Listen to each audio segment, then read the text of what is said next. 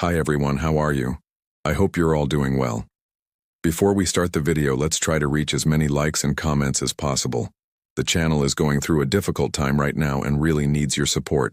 Thank you so much for being here and for always supporting the channel. It truly means a lot to me. And now let's begin. The last 40 miles into Ash Hollow National Preserve are unpaved, and the Forest Service map I'd printed at a gas station in Baker City lied about 3 of the turns. I didn't mind. I'd been driving for 2 days with the radio off, and the silence had started to feel less like an absence and more like a room I was allowed to sit in. Every mile of washboard gravel put more distance between me and the apartment in Boise where I'd stopped answering the phone, and between me and the 11 months I'd spent learning to sleep with the window open because closed rooms made my heart do things. The preserve sits in a fold of the Blue Mountains that the highway engineers gave up on in 1954.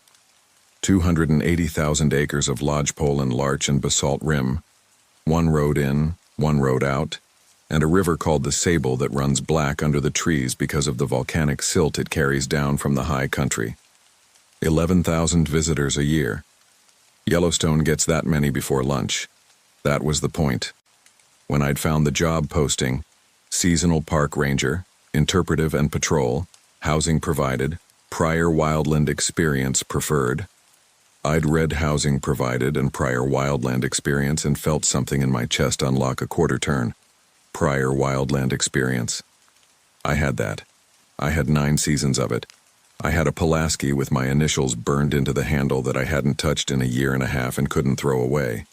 The sign at the boundary was cedar, hand-routed, the letters filled with white paint that had gone chalky. Ash, Hollow National Preserve, established 1912. Please observe all posted regulations underneath. Someone had bolted a smaller aluminum plate. It looked newer. It said, after dark, visitors must remain in developed campgrounds. Not should, not are advised to, must. I remember thinking that was unusually blunt for the Park Service, and then I remember the truck rattling over a cattle guard and the trees closing over the road like water over a hand. And I didn't think about the sign again for 9 days. The Ash Hollow Ranger Station sits at the confluence of the Sable and a creek called Little Sable, in a clearing where the mountains step back just far enough to let in about 5 hours of direct sun a day. It's a squat stone and timber building from the 30s, CCC work, the kind of construction where the rocks are too big and the roof beams are too heavy and the whole thing looks like it was built to survive something specific. 3 government pickups in the lot, a maintenance shed with the doors open, a row of 4 small cabins along the tree line, brown painted, each with a propane tank and a woodpile. Behind the station, a flagpole, and behind the flagpole, the mountain, Vail Butte, 6,800 feet, with a fire lookout on the summit that I could just make out as a dark square against the sky. I parked, and I sat there for a minute with the engine off, listening. There were no birds. I want to be careful here, because I've had a year and a half of people telling me that what I remember is not always what happened, and I've come to accept that as a fair criticism of my memory. But I was a hotshot for 9 seasons. I have spent more nights in more forests than most people spend in their own beds, and I know what a Blue Mountain drainage sounds like at 4 in the afternoon in June. It sounds like Steller's jays screaming at each other about nothing. It sounds like nuthatches working a dead snag. It sounds like 100 small negotiations happening in the canopy. Ash Hollow sounded like the inside of a church. Then a screen door banged, and a woman in a flat hat came down the station steps, and the sound came back all at once. Jays, wind, water, like a held breath let go. I've thought about that a great deal since. Ferreira, she said, not a question. Yes, ma'am. Marguerite Vasseur, Chief Ranger. She put out her hand and I took it. Her grip was dry and hard, and her knuckles were the knuckles of somebody who'd spent 40 years opening things that didn't want to open. She was maybe 65. Gray hair in a braid pinned up under the hat, a face like weathered pine, and eyes that were doing something I couldn't read. Not unfriendly, but measuring, the way you measure a load before you lift it. Drive all right? Long. Your road ate one of my hubcaps. It does that. She didn't smile. Come inside. Leave your bags. Nobody's going to take them. The station's front room was a public contact area, a counter, a rack of leaflets about elk and about giardia, a topographic relief map under scratched plexiglass, and a display case with a taxidermied pine marten in it that had been posed by someone with more enthusiasm than skill. It smelled like wood smoke and old paper and coffee that had been on the burner too long, which is the exact smell of every backcountry government building I've ever been in, and for about 4 seconds it made me feel almost okay. Behind the counter, a man in his 40s was doing paperwork. Rangy, sunburned, a beard going gray and one streak on the left side. He looked up, took me in, and gave me a nod that had about a quarter of a smile in it. Kit Odom, Marguerite said. 12 seasons. He knows the country better than I do, and he'll deny it. I'll deny it, Kit said. There's a 4th. Beau Tran, 2nd season. He's on the Sable Creek Loop until 7. That's the staff. 4 of us in Hollis who runs the shop and does not work for the Park Service in any way anyone has ever been able to document. That's it? For 280,000 acres? That's it, she said, for 280,000 acres. She took me back through a door into the office proper. 2 desks, a radio base station, a wood stove, a wall of green ledger binders that went back decades, and a gun safe. She waved me into a chair and started laying out paperwork on the desk in front of me with the practiced boredom of a woman who has onboarded 100 seasonals. I-9, W-4. Direct deposit. Emergency contact. I put my sister in Fresno, and then sat looking at her name for a second longer than I needed to. Vehicle operator certification. Radio protocol acknowledgement. Channel 1 routine. Channel 2 emergency and weather. Channel 3 is dead and stays dead. Do not use Channel 3. Why is Channel 3 dead? Interference from the repeater on Vale, she said. Sign there. I signed there. Bear spray issue. Housing agreement. Cabin 3, propane, no pets, don't burn green wood. Firearms policy, wilderness first responder verification. Mine was current barely. A form acknowledging that I understood the preserve had no cell coverage and that the nearest hospital was 91 minutes away in La Grande, which they had helpfully calculated to the minute. Then she took a single sheet out of a folder and set it in front of me, squared it with 2 fingers, and left her hand resting on it for a moment before she slid it across. It was a photocopy of a photocopy of a photocopy. You could see the ghost of the staple holes from whatever original it had come from, migrating a little further left with each generation. It had been typed on an actual typewriter, the E punching through the paper slightly, and at the top it said, Ash Hollow National Preserve, local operating protocols, all patrol staff. And then it said this: 1. Sign the shift log at the start and end of every patrol, using the pen kept on the chain at the station counter and no other pen. Before you sign, read your previous entry. If your previous entry is in handwriting that is not yours, do not begin your shift. Radio the station and wait in the vehicle with the doors locked until relieved. 2. There are 41 cairns along the Sable Creek Trail between the trailhead and the Pothole Meadows Junction. Count them every time you walk it. If you count 41, continue. If you count 42, return by the route you came, do not touch any cairn, and report the count to the chief ranger before you speak to anyone else. 3. After sunset, you may see a campfire in the hollow where no permit has been issued. Record the location in your log and continue your patrol. Never approach a fire you cannot smell. 4. Visitors may ask you for the time. Give it to them. Visitors may ask you for water. Give it to them. If a visitor asks you your name, tell them you do not have one and keep walking. 5. If you hear your own voice on Channel 1, do not transmit. Switch to Channel 2 and read the posted weather forecast aloud, in full, until the voice stops. Then switch back. 6. The Vale Butte Fire Lookout is closed to all personnel. If you find the door standing open, close it and latch it. If the door is latched and you hear knocking from inside, walk down the mountain and do not run. 7. Between 3 and 4 a.m., all staff will remain indoors with interior lights on. No one is to stand within arm's reach of a window during this hour, and no one is to answer a knock. 8. If you meet another ranger on patrol, ask what they ate for breakfast. Anyone who answers only coffee is not a ranger. Do not correct them, do not radio in their presence. Drive to the station and report a gate check. 9. Do not say the name of a dead person aloud inside the preserve boundary. Not in conversation, not in a radio transmission, not in prayer, not to yourself. If you say such a name by accident, report it immediately. This protocol has no exceptions and applies to all staff, all visitors, and all seasonal contractors. I read it twice. The wood stove ticked. Out front I could hear Kit's chair creak, and the low static breath of the base radio, and somewhere off toward the shed a compressor kicked on. "Okay," I said. Marguerite's eyebrows went up about a millimeter. "Okay? You want me to argue with it?" "Most people do. It's healthy." I set the paper down and pushed it back toward her with one finger. "Ma'am, I spent 9 years on a Type 1 hotshot crew. Do you know what a lookout, communications, escape routes, safety zones briefing sounds like on a bad fire?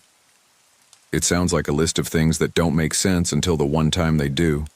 Don't take the shortcut through the saddle even though it saves you 40 minutes. Don't put your crew in the black on the east side even though the east side already burned. Half the rules I lived by were written by people who died learning them, and nobody could explain them either. They could only tell you the number of the incident report." She watched me. She didn't move at all while I talked, which I later learned was a thing she did. "So no," I said. "I don't need to know why. I need to know that you're serious." "I'm serious." "Then okay." She was quiet for a second. Then she said, "That's the best answer I've had in 9 years, and it's still not good enough, so listen to me carefully." She leaned forward and put one finger on the sheet. "Number 9. Look at 9. I looked at 9. "That's the one," she said. "The others will keep you out of trouble. 9 keeps you out of the ground. You will want to break it. Everyone who comes here wants to break it because of the type of person who takes a job at the end of a 40-mile gravel road." Her eyes stayed on mine and did not blink. "They don't send us people who have somewhere else to be, Ferreira. They send us people who are running from a name." I felt my face do something. I got it under control, but not fast enough, and she saw it, and she didn't look away, and she didn't look sorry, which I appreciated more than I can say. "Copy," I said. "Say it back to me." "I don't say the names of the dead inside the boundary, not even to yourself, not even to myself." She sat back. "Good. Sign the acknowledgement. Cabin 3, the key's in the door, the propane valve sticks and you have to hit it with the heel of your hand. Dinner's at the station at 6, whoever's around. You start tomorrow, 0700 with Kit." I signed the acknowledgement. At the bottom of the sheet above the signature line in the same courier type it said, "I have read the local operating protocols. I understand that they are conditions of my employment and my continued good health in that order." I remember thinking that whoever wrote that had a sense of humor about it. I don't think that anymore. Cabin 3 was one room, a wood stove, a cot with a bare mattress, a 2-burner propane range, a table, a chair, and a window over the sink that looked straight up the flank of Vale Butte. The propane valve stuck. I hit it with the heel of my hand and it turned. There was a nail on the back of the door with a cheap plastic rosary hanging from it, and a smell of cedar oil, and in the drawer of the little table a deck of cards missing the 7 of hearts, and a paperback western swollen with damp. Somebody had lived here. Somebody had left in a way that involved not taking their rosary. I unpacked in about 4 minutes, which is how long it takes when you've spent a decade owning only what fits in a red bag. Then I sat on the cot with my hands on my knees and did the thing I do, which is the box breathing, 4 in, 4 hold, 4 out, 4 hold, until the room stopped feeling like it was leaning. They send us people who are running from a name. Well, yes. His name was, and here's where I'd normally write it, and here's where I don't, and you should understand that I still don't. Not on paper, not anywhere, and I've been out for 4 years. Call him Des. That's not his name, but it's close enough to the shape of it that I can hold it. 9 seasons. He was my squad boss for 6 of them, and my best friend for all 9. And on the 3rd of August, on the Cold Fork fire in the Wallowas, in a drainage with 1 road in and 1 road out, I was the one on the radio, and I was the one who read the map, and I said the saddle would hold. The saddle did not hold. I got out because I was up on the ridge with the radio. 6 of the crew got out because they went east when Des told them to go east instead of following me. Des did not get out, and neither did Marco Salas, and neither did a 22-year-old rookie from Hermiston whose second season it was. The report cleared me. The report used the phrase reasonable decision based on available information. The report was written by 3 people who have never been in a drainage when the wind comes over the top. I know what I said on the radio. I've had 11 months of therapy about what I said on the radio, and the only thing that ever helped was a woman in Boise who told me, gently, that guilt is not the same as responsibility, and that I was going to have to learn the difference or I was going to die of it. I hadn't learned it. I'd just moved to a place where nobody knew to ask. Kit knocked at 7 the next morning with 2 cups of coffee and handed me one without asking how I took it, which turned out to be exactly how I take it. And I decided to like him. Sable Creek, he said. Foot patrol. 6 miles up, 6 back, we clear blowdown off the trail and count the rocks. Count the rocks. Count the rocks. The Sable Creek Trail starts behind the station and runs up the drainage under old-growth larch, big rust-colored trunks going up 60 feet before the first branch, with the creek loud and cold to the left the whole way. It is one of the most beautiful places I have ever walked in my life. I want to say that plainly because most of what follows is going to make Ash Hollow sound like a bad place, and it isn't. That's what nobody understands. It's the most beautiful country in the interior West, and the light comes down through the larch in columns like something in a cathedral, and that is exactly the problem. Because you cannot love a thing you are afraid of, and it will not let you not love it. Half a mile up, Kit stopped at a knee-high stack of flat basalt slabs beside the trail, weathered gray, moss on the north face. 1, he said. You actually count out loud. Every time. He started walking. 9 years I've done this trail. There's still days I catch myself at Cairn 30 and I can't remember if I said 29 or 31, and I go back down and start over. That's an hour. That's an hour, he agreed. They weren't evenly spaced. That was the first thing I noticed. Some were within sight of each other, 2 of them almost touching, and then there'd be a mile with none, and then a cluster of 4 along a bench above the creek. They weren't trail markers. The trail didn't need markers. It was 3 feet wide and cut into the side hill. At number 23 I stopped. This one was bigger, waist-high, maybe 40 slabs, and something about the way the top stone sat made me put my hand out toward it. Kit's hand closed on my wrist before I got there. Not hard, just there. We don't, he said. The rule says don't touch them if there's 42. The rule says a lot of things. He let go. It's a floor, Ferreira, not a ceiling. 9 rules that fit on a page can't cover 280,000 acres. So you learn the rules, and then you learn the manners, and the manners are, we don't touch the cairns, we don't camp in the hollow proper, we don't whistle after dark, and we don't ask Marguerite about the lookout. That's a lot of manners. It's a lot of country. He started walking again. 24. I fell in behind him. We counted 41. I remember the relief in my body when we hit 41 at the Pothole Meadows Junction, and I remember being embarrassed about the relief because I had been in the preserve for 18 hours and I was already counting rocks like it mattered. And part of me, the part that had sat in a fluorescent room in Boise saying I know it's not rational over and over, noted that with clinical interest. The other part of me looked back down the trail at the 41 gray stacks going down through the larchlight toward the station and thought, they're not markers. They're a tally. 41 of what? I asked Kit at lunch, sitting on a log at the meadows with the sandwiches he'd made because I hadn't thought to. He chewed for a while. You know how in the old days a lookout would put up a rock for every day he sat the season? He said finally. Or how convicts scratch the wall. Sure. It's like that. He took another bite. Something's keeping count. We just check its arithmetic. Kit. Yeah. Is this a joke you all run on the new person? He looked at me then, and I've thought about his face a lot since, because it was not the face of a man setting up a punchline.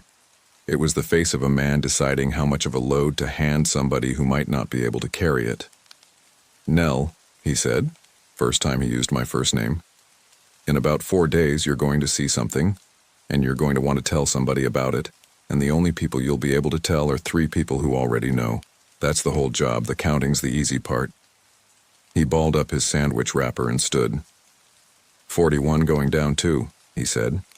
"It's not the same rocks." My first night patrol was the following Tuesday. The route runs the preserve road from the station down to the boundary gate, then back up and out along the hollow spur to the Pothole Meadows trailhead, then home.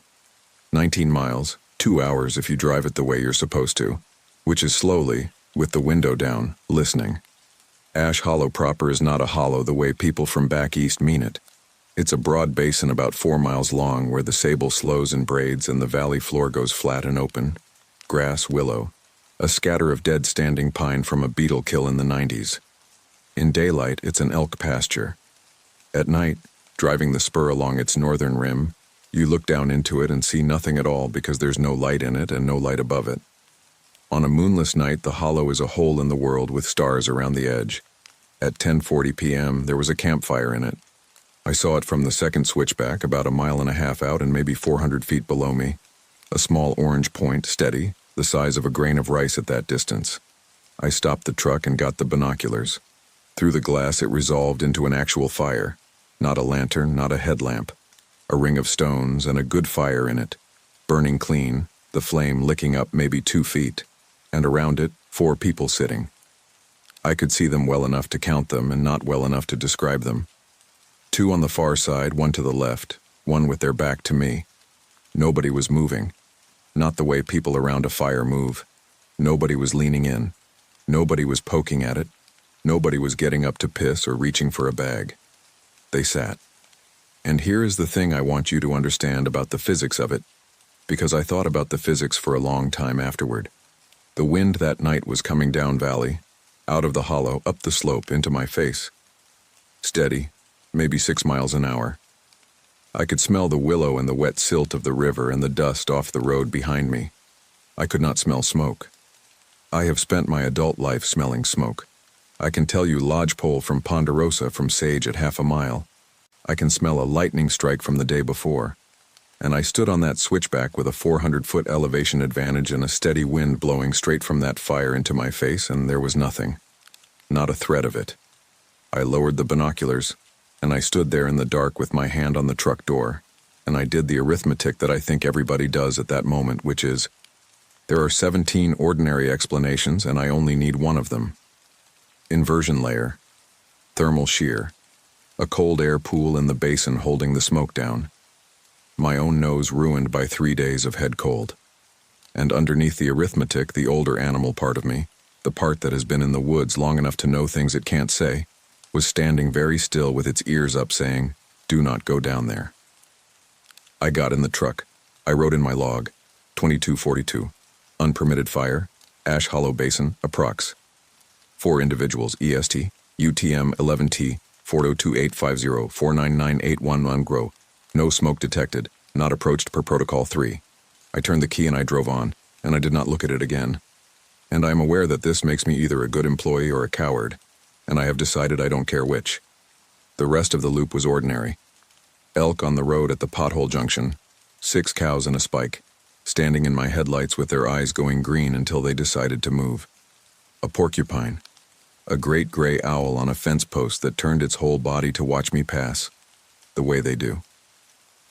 I got back to the station at 12:15 a.m., and Marguerite was at the counter with the logbook open and the pen on its chain, waiting, which meant she had been waiting for over an hour. She read my entry. She read it twice. 4, she said. 4. How were they sitting? I hadn't expected that question. Still, not doing anything, just sitting. Facing the fire or facing out. I closed my eyes and put myself back on the switchback with the glass up. Facing the fire, except the one with his back to me. I don't know which way he was facing. Marguerite wrote something in the margin of the log in her own hand. Small, upright, very legible. The handwriting of somebody trained on carbon copy forms in 1979. and then she closed the book. "You did it right," she said. "Ma'am, who are they?" "Campers," she said, "who did not come out of the hollow." And she turned off the counter lamp, which meant we were done. I met Beau Tran properly on my 5th day. He was 26 from Portland in his 2nd season, and he had the specific manic cheerfulness of a person who has decided that irony is a load-bearing wall. He came into the station kitchen while I was scrambling eggs, said, "Oh, thank God, an ally," and started talking and did not stop for 11 minutes. He'd studied environmental science at Evergreen. He'd wanted Crater Lake and got Ash Hollow. He was writing a podcast, not recording it. Writing it, he was very clear about this distinction. About institutional folklore in federal land management. He had a theory about the protocols. "It's a compliance filter," he said, sitting backwards on the chair. "It's brilliant, actually. You've got a station 90 minutes from a hospital with a staff of 4 and no cell coverage. What kills people here? Not bears. Bad judgment at night, alone, off radio. So Vasseur, or whoever wrote it in 19-whatever, invents a set of rules that are weird enough to remember. Nobody remembers exercise caution near unattended fires. Everybody remembers never approach a fire you can't smell. It's mnemonics. It's Aesop for adults." I flipped the eggs. "That's not bad." "It's great, it's the whole first episode." He drummed the chair back. "And Rule 9 is grief management. You've got a workforce of people who came out here to be sad in the woods. Blanket ban on saying dead people's names. Sounds insane, but functionally it's a suicide prevention protocol dressed up as a taboo. Vasseur's doing crisis intervention with a typewriter. It's elegant. You think the whole thing's a metaphor. I think the whole thing's architecture," he said, and then he leaned in with his elbows on the table, and the cheerfulness came off him for a second like a coat sliding off a chair. "Which is why I don't get why Kit won't talk about it. I've asked him 4 times. 2 seasons. He just says count the rocks. Maybe there's nothing to talk about. Maybe." He got up. He got his hat. At the door, he stopped and said, without turning around, "I saw the fire in the hollow last September, twice. Did you go down?" "No," he said. "That's the thing. I'm the guy who'd go down. I write a whole podcast about how it's all a metaphor, and then I'm standing on the road at 11 at night and I don't go down." He put his hat on. "Something's wrong with this place, Ferreira. I just want it on tape." 2 days later, I met a ranger on the road. I was southbound on the Preserve Road at about 4 p.m., coming back from a downed sign call at the boundary. Green government pickup northbound, standard configuration, Park Service arrowhead on the door, light bar. It slowed and I slowed and we came alongside each other window to window the way you do, and there was a man in a flat hat with his elbow out the window and his sleeves rolled to the forearm. I didn't know him. That wasn't strange, I'd been there a week. Marguerite had said 4 staff, but there were seasonal maintenance people, there was fisheries, there was the ODOT contractor doing the culvert at Little Sable. "Afternoon," he said. "Afternoon." He was maybe 50, sandy hair going gray, a broad, pleasant face, a sunburn line on his forehead where the hat sat. Everything about him was so completely correct that I didn't clock a single thing wrong, and I want that in the record. There was nothing wrong. His truck idled. His hand tapped the door frame. A fly landed on his mirror and he waved it off. "You're the new one," he said. Vasseur said, "How you finding it?" "Beautiful." "It is that." He smiled. "Hell of a road in, though." "It ate a hubcap." "It does that," he said. Something in me went very cold and very quiet. "It does that." Word for word, the same flat little joke Marguerite had made in the parking lot, the same rhythm, the same 2 words of stress. It's a small thing. People repeat idioms. It's a common enough phrase. It's nothing. I heard my own voice say, pleasantly, "Hey, what did you have for breakfast? There's a rumor Hollis is doing biscuit Sunday, and I want to know if it's worth getting up for." He said, "Coffee." And he kept smiling, and he waited comfortably, the way a person waits when they have finished their turn in a conversation. "Just coffee?" "Just coffee," he said. "The rule does not tell you what to feel. The rule tells you, do not correct them, do not radio in their presence, drive to the station, report a gate check. Well, I said, long shift? You take care. You too, he said. Watch the washboard by the meadows, it's bad this week. I put the truck in gear. I drove north at 40 miles an hour, which is twice the posted limit, and I watched the mirror the whole way and his truck did not move. It sat in the middle of the road where I had left it, idling, and it was still there when the road bent and the trees took it. Kit was splitting wood behind the station. I got out and said, gate check, and my voice came out wrong. And he set them all down against the block and walked inside to the radio without saying a single word to me. And that was somehow the worst part of the whole day. Not that it had happened, but that it had a procedure. Marguerite came out and asked me 3 questions. Where? What did it say? Did it use my name? No, I said. It didn't use my name. Good, she said, and let out a breath and put her hand flat on the porch rail for a second. Good. That's good, Ferreira. What happens now? Now nobody goes south of the culvert till Thursday, she said, and you have a drink with me. She poured 2 inches of rye into a coffee cup and 1 into her own, and we sat on the station steps and the light went long and gold up the flank of Vale Butte. Ask, she said. How many rules aren't on the sheet? She almost laughed. That's a better question than what was that. I figure I know what that was. I don't have a word for it, but I know what it was. I turned the cup around in my hands. I want to know what else I don't know. Fair. She drank. The sheet is 9. The manners are maybe 20, and Kit will teach you those. He's better at manners than I am. And then there's one more, which isn't a rule so much as a fact, and the fact is this. It does not want to hurt you. It wants you to come to it. Everything it does is an invitation. That's why the rules are all about not going down to the fire, not going up to the lookout, not answering the knock. There is not one rule on that page that tells you how to fight because you can't, and there's not one that tells you how to run because you don't have to. She looked at me. You just have to keep declining. For how long? Forever, she said.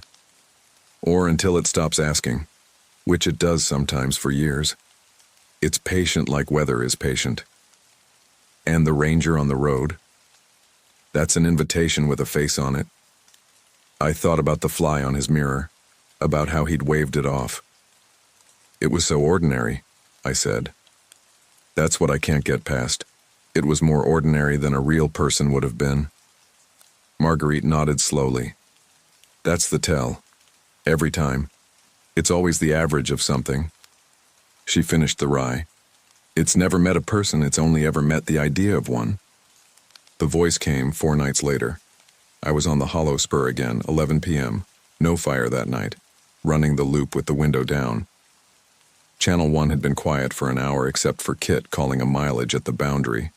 Then the radio said, in my voice, Station Ferreira.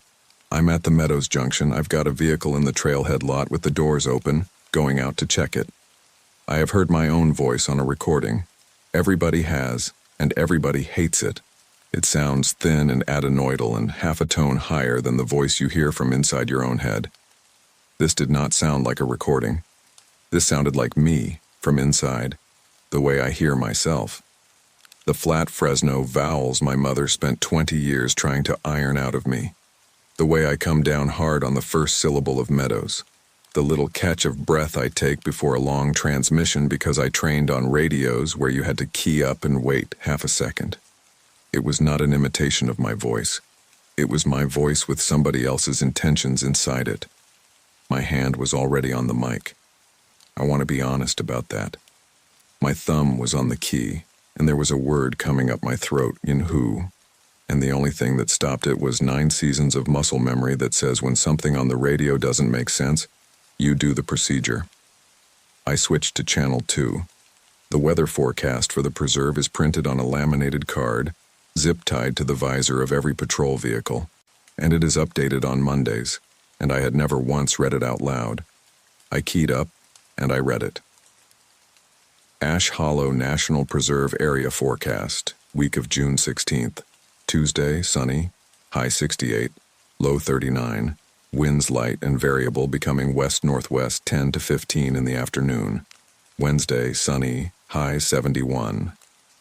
On Channel 1, under my transmission, bleeding through the way a strong signal does, my own voice said, "Station Ferreira, disregard. I'm going to walk down to the fire, it's not far." Thursday, partly cloudy. Chance of afternoon thunderstorms 20%, high 66, low 41. Friday, Station Ferreira. Nell. Nell. My hand shook. I kept reading. I read the extended outlook. I read the fire danger rating, which was moderate. I read the ozone advisory, which does not apply to anywhere within 300 miles of Ash Hollow, and which is on the card anyway. I read the little line at the bottom that says, NOAA Weather Radio, KIH 51 La Grande.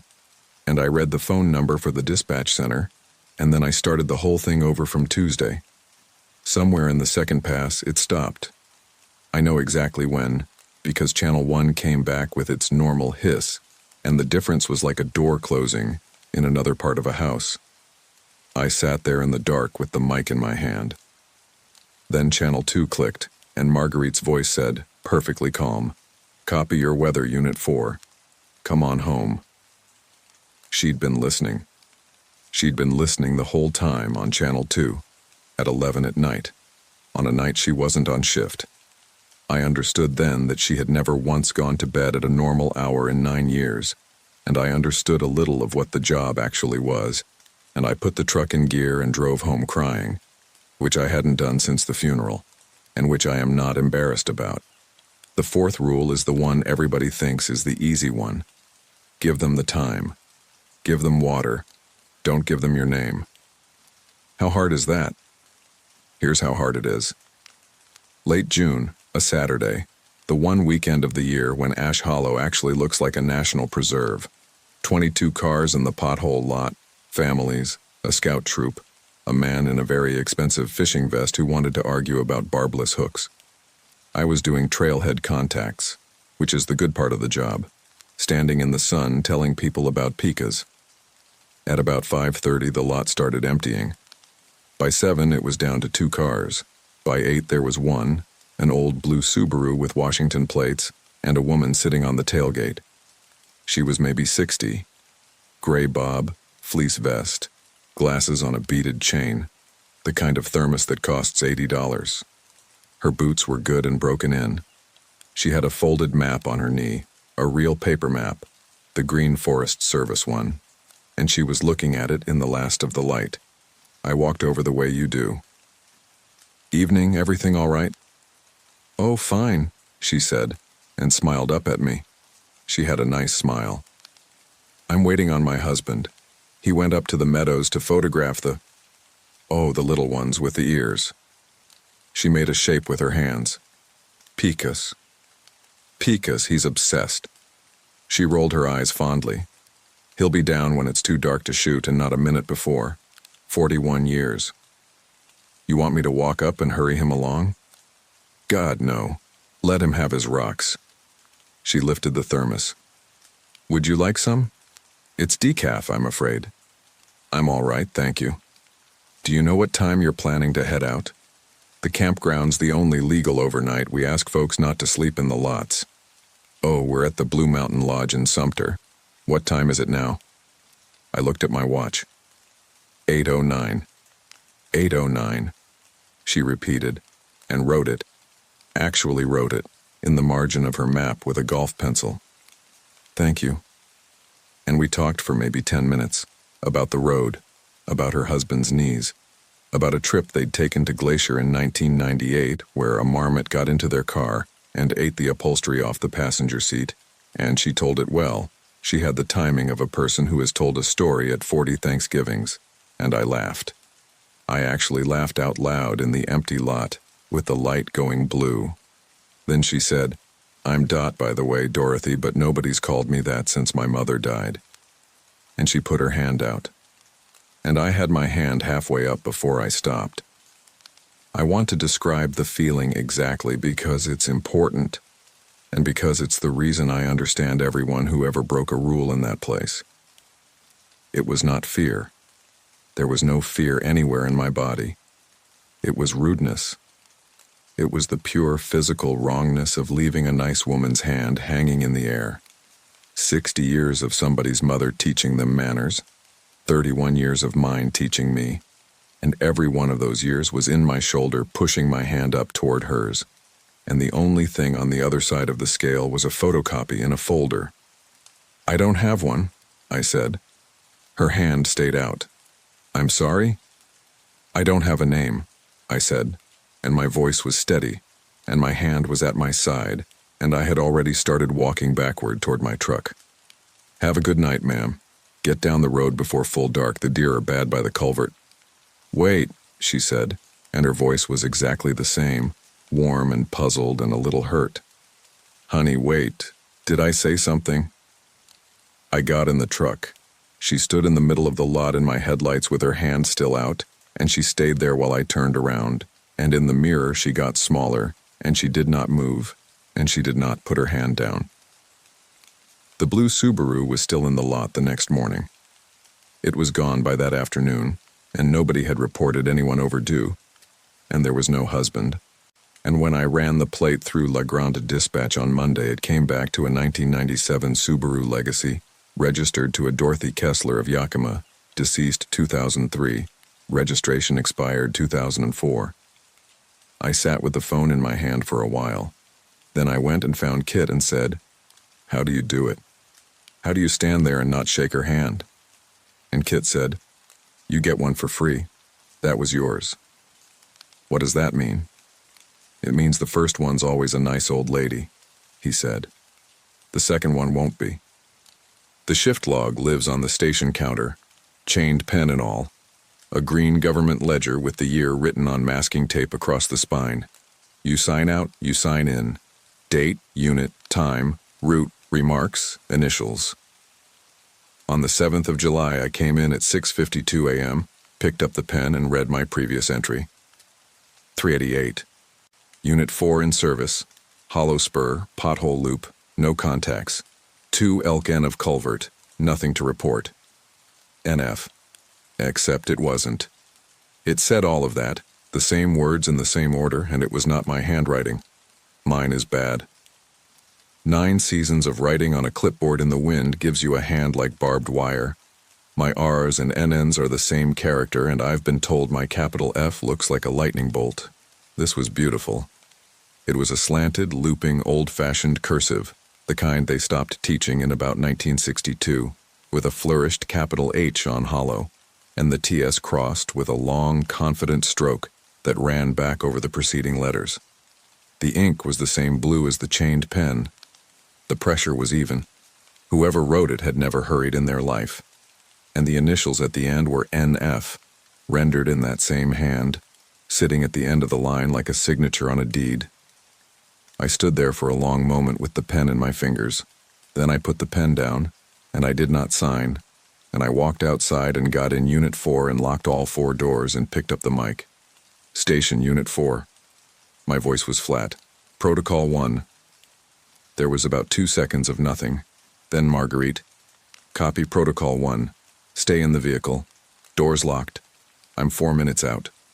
She came out of the tree line from the direction of her cabin at a fast walk, not a run, in a jacket over pajama pants and unlaced boots, with the station keys in one hand and, I saw this clearly, and it changed my understanding of everything, a shotgun in the other, which she carried muzzle down along her leg the way you carry something you don't expect to use but have decided about. She unlocked the station and went in. Lights came on. 2 minutes later, she came out and waved me in. The ledger was open on the counter. "That one," I said, pointing. "I see it." "That's not my writing." "I know it's not." Marguerite's face had gone still in a way I'd only seen once, the night of the gate check. "It's Pete Sallows." The name meant nothing to me. "Who's Pete Sallow?" She didn't answer right away. She went behind the counter and took down one of the green binders from the wall, 1994, and opened it and flipped and turned it around and pushed it across to me. The same handwriting, page after page of it. ORO 700 Unit 2 in service, Sable CK Foot Patrol, blowdown cleared, ARR Mile 3, count 41. PS, beautiful loops, confident crosses, that flourished H. He was my first chief ranger here, she said. I came in 92 as a seasonal. He'd been here since 71. He taught me the protocols, he taught me the manners, he taught me how to run this station, and he was the single most careful man I have ever known in my life. What happened to him? Pete went up the butte, Marguerite said, in October of 94, and he did not come down, and we searched for 11 days with 140 people and dogs in a helicopter out of Boise, and we did not find one thread. I looked at the entry in the current log. Nothing to report. NF. So why is he writing in my log? Marguerite closed the 1994 binder and set her hand flat on top of it. Because it takes what you give it, she said, and it gives back what it's taken. Not always in the order you'd like. She poured coffee and made me sit down, and she told me the operational part of it, which is that Protocol 1 is not really about handwriting. The log is a boundary, she said. The way a threshold is a boundary. You sign in and you sign out, and that's the shape of the shift. And as long as the shape holds, you're a person doing a job with a beginning and an end. When something writes in the log, it's not playing a trick on you. It's telling you it has an opinion about where the boundary is. And the answer is to sit in the truck. The answer is to not begin the shift, she said. Because if you sign under that entry, you have agreed that his shift and your shift are the same shift. She said it perfectly evenly, the way you'd explain a burn permit. And then you're on his shift. I looked at the beautiful, confident writing. It'll be gone tomorrow, she said. It always is. Water on a stone, that's all. Don't look for it. Don't take a picture of it. Would a picture even come out? Yes, Marguerite said. That's the problem. Hollis Graber ran the maintenance shop, which was a barn with a wood stove in it, and he had been running it since 1978, and he did not, so far as any payroll system knew, exist. He was 81. He had 4 fingers on his left hand and a face like a dropped wallet, and he could rebuild a Ford transfer case with a coat hanger and a bad attitude. He called Marguerite Chief, and Kit the kid, and Bo, the other kid, and for 3 weeks he called me nothing at all, which I later realized was not rudeness. On the 8th of July, the day after Pete Sallow's handwriting, I brought him a chainsaw with a bent bar, and he looked at me for a while and then said, "Well, you're still here." "I'm still here." "Sit down then." I sat down on an upturned bucket. He got a coffee can of bolts and started sorting them, which I came to learn was what he did instead of looking at you while he talked. "You want the history," he said. "I want the history. Everybody wants the history. Chief won't give it to you because she thinks knowing makes it worse. Kid won't give it to you because he's superstitious as a sailor. So it's me." A bolt went in the can. Tink. 19 and 11. There was a company called Cascade Reduction and Ore. They had a shaft on the north side of Vale, chasing a gold seam that ran back into the mountain, and they had 80-some men working it, mostly Cornish and mostly Chinese, and they were down about 1,100 feet in a drift heading east under the hollow. Tink. On the 2nd of March, they shot a face and opened up a void. A cave? A void. He said the word carefully, like it had corners. The report to the state inspector says a natural cavity of undetermined extent, encountered at Station 47, from which issued an inrush of cold air of remarkable persistence. That's the phrase. Remarkable persistence. 3 days that wind blew out of the hole and didn't slack. Tink. On the 5th of March, 47 men went in on the day shift and 11 came out. Collapse? No, Hollis said. That's the thing. There was no collapse. Timbers stood. Track stood. Cars sitting on the rails with the ore still in them. 11 men walked out, and 36 men did not. And there was nothing in that drift to have stopped them. He turned a bolt over. 6 of the 11 never spoke again, not mute. They had the equipment, they just declined. And the other 5 said the same thing, and it's in the inspector's report, and you can read it in Salem if they'll let you in the annex. What did they say? They said the others went on ahead. The wood stove ticked. Company sealed it in April and went bankrupt in June, and the federal government took the whole basin in 1912 and made it a preserve, which is a funny thing to do with a mountain nobody was fighting over. Tink. First superintendent was a man named Amos Weir. Kept a journal. It's in the archive box in the chief's office, third shelf, and she'll show it to you if you ask her right, and I'll tell you the part that matters, which is that Weir went into the sealed adit in the fall of 1913 with 2 men and came out alone. And the next spring, the Sable Creek Trail had cairns on it that hadn't been there before, and there were 9 of them. I sat up. 9, I said. 9 in 1914. Hollis set the coffee can down and looked at me for the first time. His eyes were a pale, washed-out blue and perfectly clear. 41 now. 1 a year? No. He almost smiled. That'd be 112, wouldn't it? It ain't a calendar. He picked the can back up. It's a ledger. Of what? Of what's owed and what's paid. I felt the floor of the conversation give way a little. Hollis, what did Weir agree to?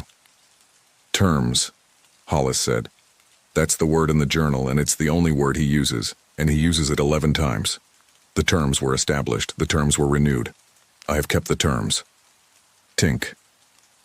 What I make of it, and I've had 50 years to make something of it, is this. There's something under that mountain that don't have a shape of its own and don't have any way of knowing what a person is except by borrowing one. It come up through that hole in 1911, and it took 36 men to learn from, the way a kid takes apart a clock. And Weir found some way to tell it no more, not never, 'cause you can't tell whether never, but no more, except on these terms. Which are what? Which are on that sheet of paper the chief gave you. He shrugged. You think those 9 rules are advice? They ain't advice. They're the contract wrote down as instructions so a 22-year-old seasonal can follow 'em without a lawyer. Every one of them rules is a clause. Rule 3, it may keep a fire in the hollow, and we may not come to it. Rule 4, it may ask, and we must answer certain questions and refuse one. Rule 7, it gets 1 hour of the night, 3 to 4, and the rest of the night is ours. Rule 9. He stopped. Rule 9's the big one, he said. Rule 9 is what it wants and what it don't get. Names of the dead. Names of the dead, Hollis agreed. That thing don't know how to be a person. It only knows how to be a particular person, and to be a particular person it needs the 2 things that make one, a shape and a name. It gets shapes for free. It lifts them out of your head like lint off a coat. You can't stop that. That's why old Dot showed up with her thermos and her marmot story. That's somebody's grandmother that it read off somebody. But a name has to be given. Given how? Said out loud, he said. Inside the boundary. By somebody who means it. I sat on the bucket in that warm barn full of the smell of 2-stroke and rust, and I thought about a drainage in the Wallowas and about a name I hadn't said in 4 years, and Hollis Grebe watched me think it and did not say one word. Then he said, That saw needs a bar and a chain both. Come back Thursday. On the 19th of July, I walked the Sable Creek Trail alone and counted 42. I want to describe how ordinary it was because everyone imagines something dramatic and it was not. It was a clear, warm morning. I had a saw and a pack and a lunch. I counted out loud because that's what you do. 1 at the half-mile, 4 in the cluster on the bench, 11 where the trail crosses the slide path, 23, the big one, waist high, where Kit had caught my wrist in June, and at what should have been 38, in a stretch of open larch where I had walked 11 times and could have drawn the trail from memory, there was a cairn I had never seen. It was small, maybe knee-high, 7 or 8 flat slabs. The moss on it matched the moss on everything else. The lichen on the top stone had the same pale green rosettes, the kind that take a decade to grow that big. There was a little duff banked against the uphill side the way rain and time bank duff against anything that has stood in a forest through winters. It looked older than I was. I stood in front of it, and my heart was going hard and slow. 1, 2, 1, 2, and I said out loud, in a perfectly normal voice, Well, that's not right. Then I did the arithmetic, And the arithmetic was the worst part, because I could have miscounted. Kit had told me himself, 9 years. And there are days you get to 30 and can't remember if you said 29. I could have said 11 twice at the slide path. I could have gotten distracted by the creek. And the rule does not say if you are certain there are 42. The rule says, if you count 42. I turned around. I went back down the way I came, past 37, 36, 35, and I did not touch anything, and I kept my hands closed around my pack straps like a kid on a school trip. It's 6 miles. It took me 2 hours and 10 minutes, and I did not look behind me once. And the whole way down I had the sensation, the completely unprovable, physiologically explicable adrenaline-manufactured sensation, that the trail behind me was 1 cairn longer than it had been. At the trailhead I keyed the radio and said, "Station, Unit 4, Sable Creek count is 42. Marguerite met me on the porch. Kit was already there, which meant she'd called him in, and Beau was standing in the doorway with his hat in his hands looking about 19 years old. "Where?" Marguerite said. "Between 37 and 39. Open larch north of the slide path, maybe 4.5 miles up." "Describe it." "Knee-high, 7 or 8 slabs weathered, lichen matched. It looked old, Chief. It looked like it had been there 50 years. "They always do." She turned to Kit. "Get the book." Kit got the book. It was not one of the green ledgers. It was older, a black cloth-bound account book with a broken spine, and Marguerite laid it on the porch rail and opened it to a page near the back, and I saw columns, a date, a number, a set of initials, going down and down and down in a dozen different hands across 100 years. She found the last line, ran her finger under it, and wrote in the next one, 19 Jewel, 42, NF. Then she looked up the column, backward through the entries, and I looked with her, and I watched her face change, because 2 lines above, in 1994, someone had written 04 OCT, 42, PS, and the line under it in a different hand, Marguerite's own, 32 years younger and shakier, said 15 OCT, 41, and in the remarks column, in that same young hand, sallow missing 11 days. Count returned to 41. Nobody said anything for a while. Down at the creek, a dipper was going about its business, in and out of the water, entirely unconcerned. "Chief," Beau said from the doorway. His voice had gone thin. "What does it mean when it goes up?" Marguerite closed the black book. "It means it's expecting somebody," she said. Protocol 7 is the only one that applies to everyone at once, and after the count went to 42, Marguerite moved us all into the station for it. 3 to 4 a.m., interior lights on. Nobody within arm's reach of a window. Nobody answers a knock. We slept in the office on cots and got up at 10 to 3 like a shift change, and it was, I'm told, exactly how they'd done it in 94. Marguerite made cocoa. Kit read. Beau tried to make jokes for the first 2 nights and then stopped. The overhead fluorescents buzzed, and the wood stove ticked, and we sat in a rough circle in the middle of the room, in the dead center, 4 adults with government badges having a slumber party in the geometric middle of a stone building because of a photocopy. Nothing happened on the first night. Nothing happened on the second. On the third night at 3:20, somebody walked around the outside of the building. Not heavy, not sneaking. The unhurried crunch of boots on gravel going along the north wall, around the back past the propane cage, down the east side, and around the front. And then again. 3 full circuits. Kit didn't look up from his book, and I understood he was making a decision to not look up, rather than actually reading, because he hadn't turned a page in 10 minutes. On the 4th circuit, it stopped at the front door. The knock was 3 knocks. Polite. The exact volume you'd use on a stranger's door at a decent hour.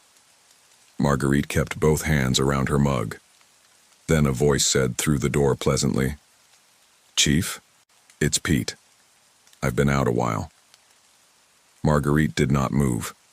Her face did not do anything at all, and that was somehow worse than if she'd wept, because I understood that this was not the first time and that she had built the not moving over decades the way you build a wall, 1 stone a year. I know it's late, the voice said. I got turned around up on the butte. Damnedest thing. Chief, I'm awful cold. Bo made a small sound. It's not him, Kit said quietly to Bo, not looking up. I know it's not him. Then don't listen to it like it is. The knock came again. 3. Same volume. Marguerite, the voice said. And now it was gentler, and it had 30 years of somebody's affection in it. Marguerite, you were 24 years old and you carried my pack up the pothole switchbacks and never said a word about it. Open the door, sweetheart. It's cold. Marguerite drank her cocoa. At 3:58, the boots went back around the north wall, and at 4 hours exactly, the sound stopped. Not faded. Stopped, mid-stride, the way a recording stops. Kit turned a page. Every August, Marguerite said to nobody, in a normal voice. It's been every August for 31 years. She set the mug down. That's the part nobody warns you about, Ferreira. Not that it's frightening, that it's punctual.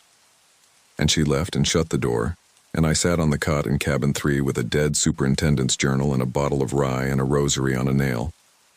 I read Amos Weir's journal for 4 nights. Most of it is weather and packstock and the price of nails.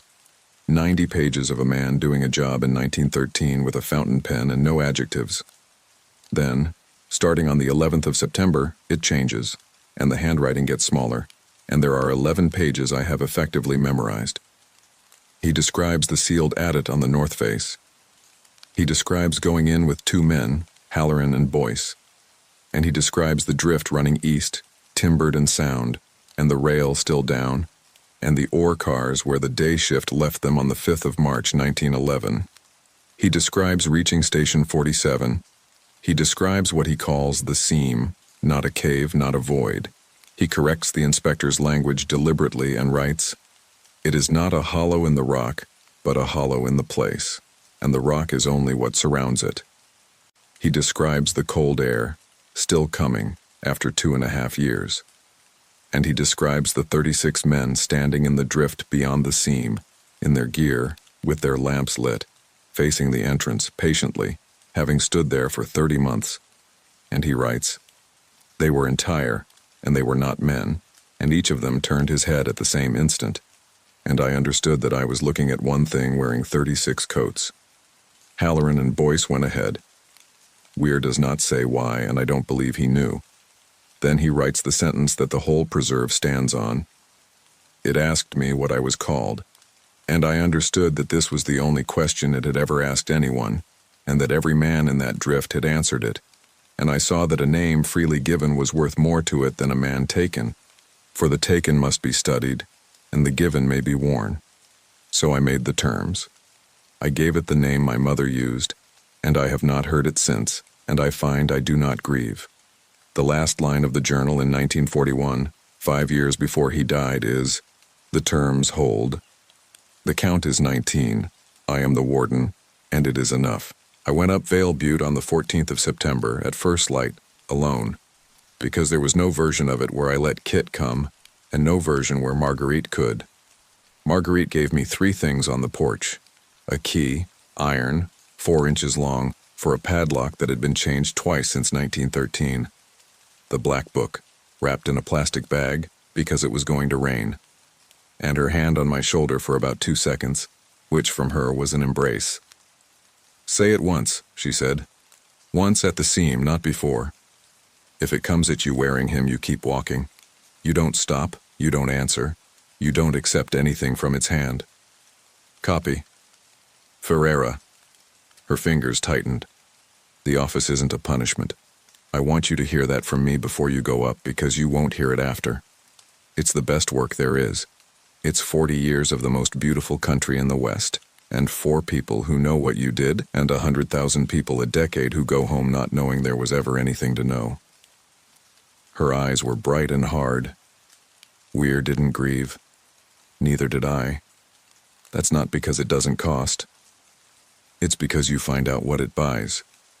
I went up the fire road 6 miles and 2,200 feet in the rain.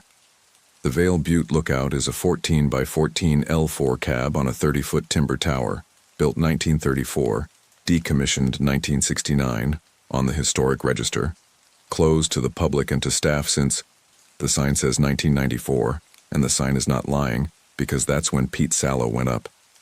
The door at the base of the stairs was standing open. The rule says, if you find the door standing open, close it and latch it. I closed it and latched it. My hands were steady. It's amazing what the body will do when you've decided. I did not go up into the cab. The lookout isn't the point. The lookout is just what people built on top of the point the way they always do. Weir's Attic is on the north face, 90 yards downslope from the tower, in a bench of broken andesite. And you would never find it if you didn't know. And I knew, because there is a map on the last page of the Black Book drawn in 1913 in an engineer's hand. The portal is a concrete plug from the WPA, and in the plug is a steel door, and in the steel door is a padlock, and the padlock was newer than everything else because Marguerite had changed it in 1997. The cold air came out around the edges of the door and moved past me down the mountain. After 115 years, remarkable persistence, I put the key in the lock. The drift runs east, dead straight, on a grade of about 2%. The timbers are still sound. That's the thing that gets you. 115-year-old Doug fir in a wet mountain, and it's sound, and the rail is bright. My headlamp went about 40 feet. Behind that, dark. Ahead of that, dark. The air moving past me the whole way, cold, coming from ahead, smelling like nothing at all. Not like a mine. Mines smell like rock dust and diesel and old water.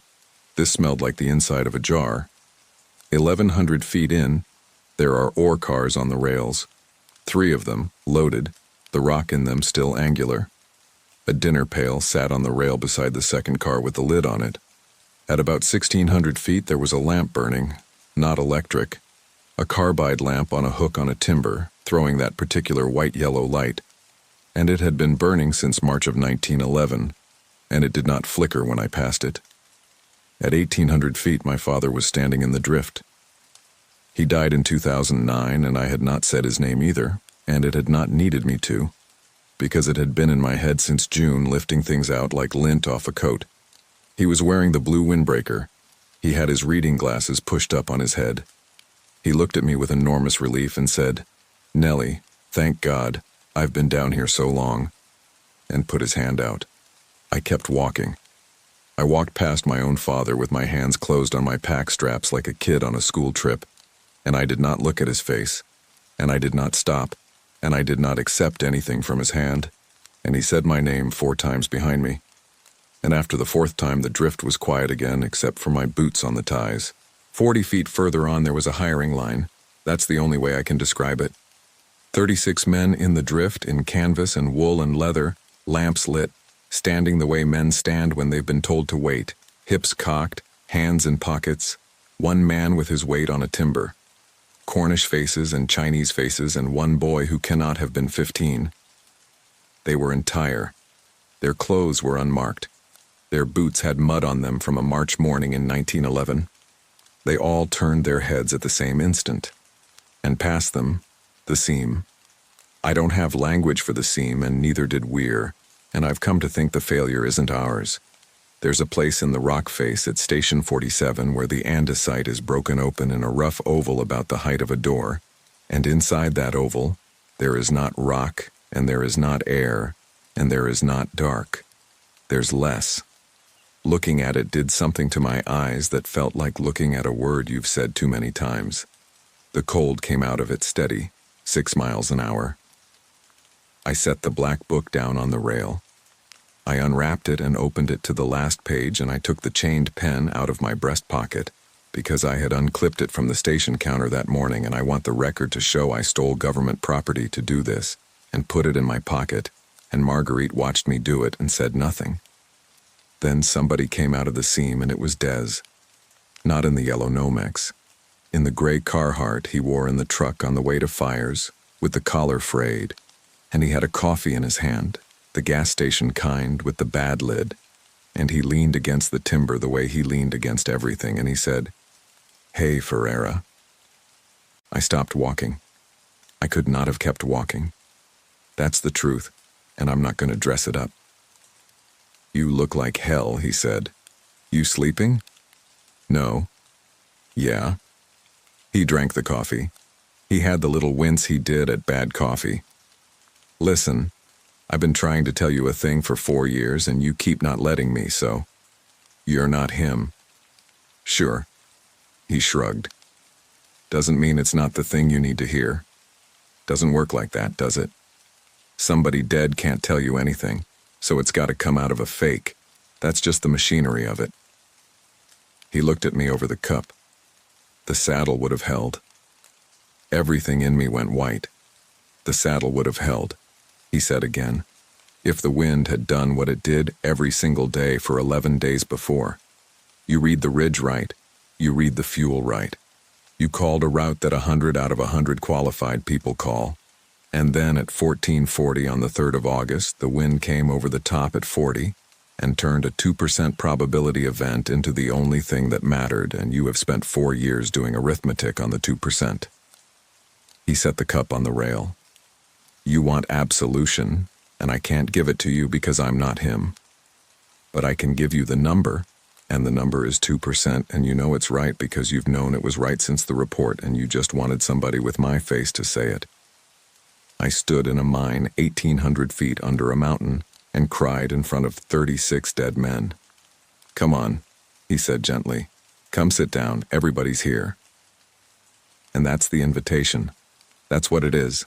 Every time, the fire in the hollow, and the hand in the parking lot and the knock at 3:20. It is come sit down, everybody's here. It is the oldest offer there is, and there is nothing monstrous in it at all. And that is precisely how it has taken 60-odd people off this mountain in 115 years. No, I picked up the black book. I'm here to make the terms. The thing wearing Dez's coat went still. Not froze exactly. It stopped doing the small constant business of being alive, the shifting, the breathing, the blinking, and stood there with perfect fidelity and no motion, like a photograph of a friend. You have a name, it said, in his voice, without his face doing anything. I have one. Weir's terms, 9 clauses, unchanged, renewed on the giving of one name freely, by the warden of Ash Hollow. My voice was doing something extraordinary. It was steady. And one new clause, 10. The cold air stopped. That is the single most frightening thing that has ever happened to me. And nothing else is close.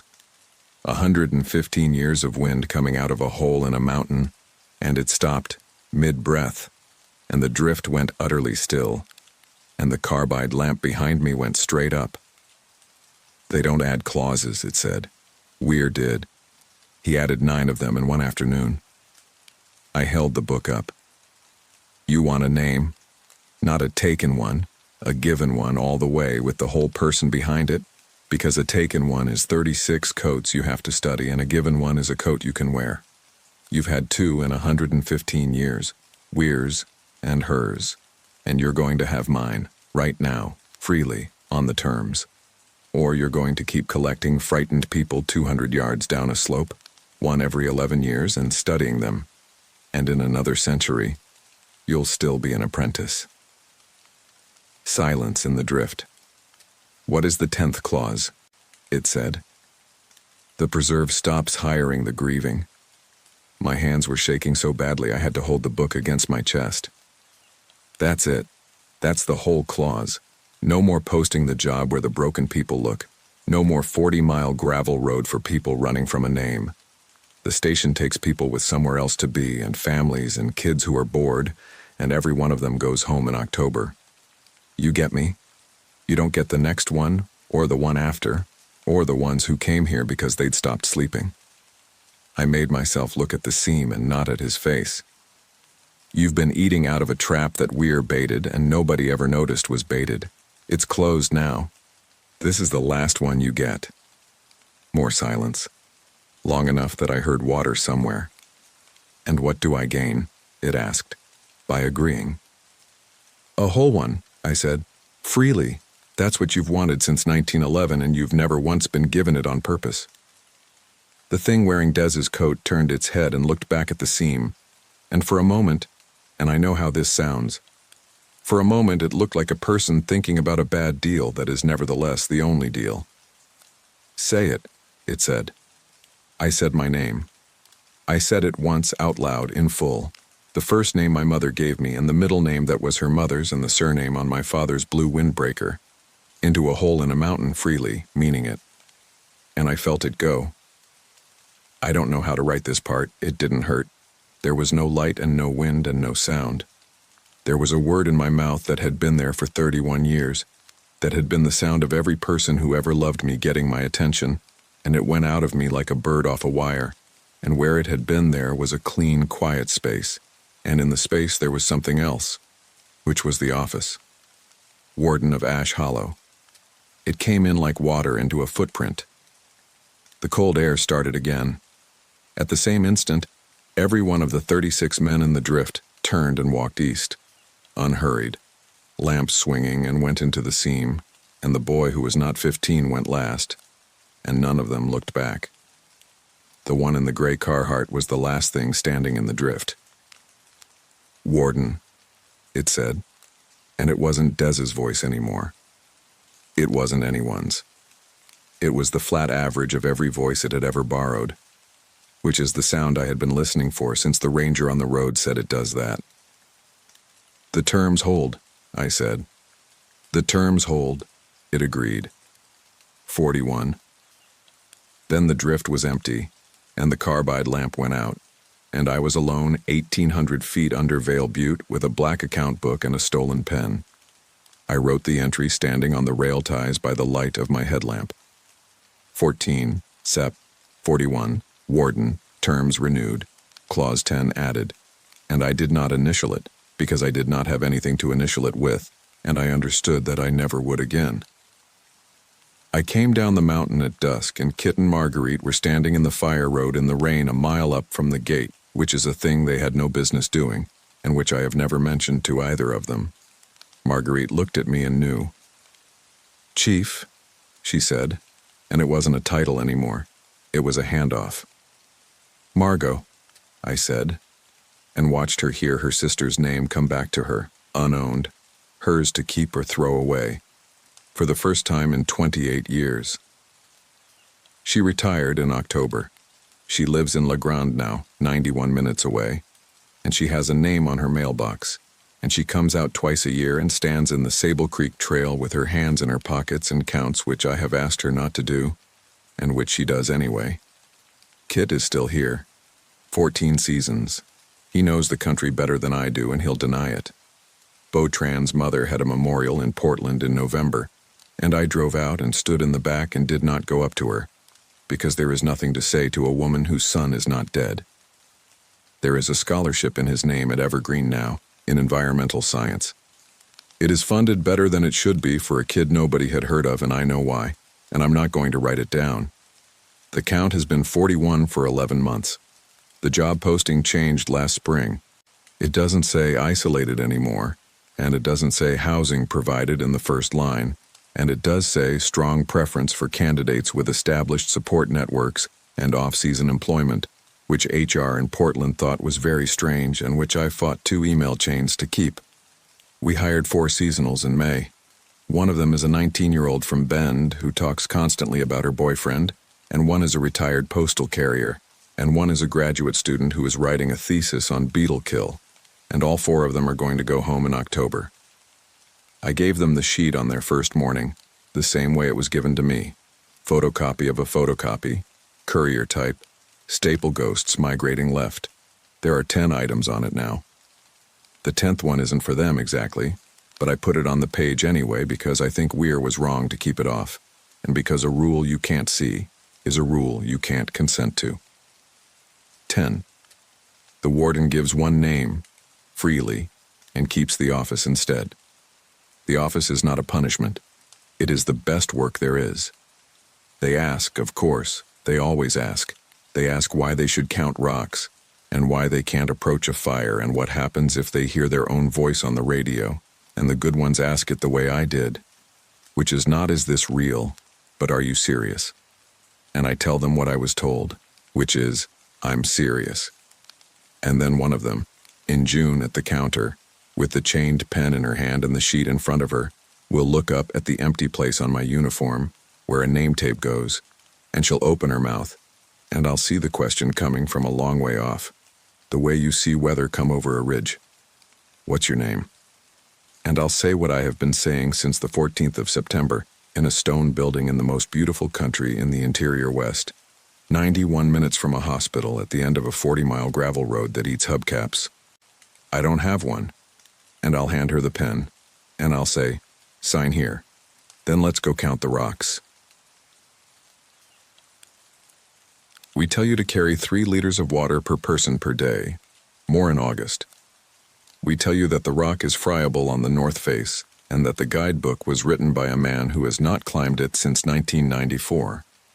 We tell you that the cell service dies 11 miles past the entrance station and does not come back, no matter how high you hold the phone or how sincerely you believe you deserve a signal. We tell you to hang your food. We tell you about the wasps in the pit toilets at Sage Flat. We tell you not to swim near the intake towers because the water there moves in ways you cannot see from the surface, and because a strong swimmer at the intake tower is just a drowning that hasn't finished happening yet. We tell you a great many true things, and we tell them warmly, because we like you. Most of us do. You'd be surprised. 22 years of picking up other people's trash, and I still like you.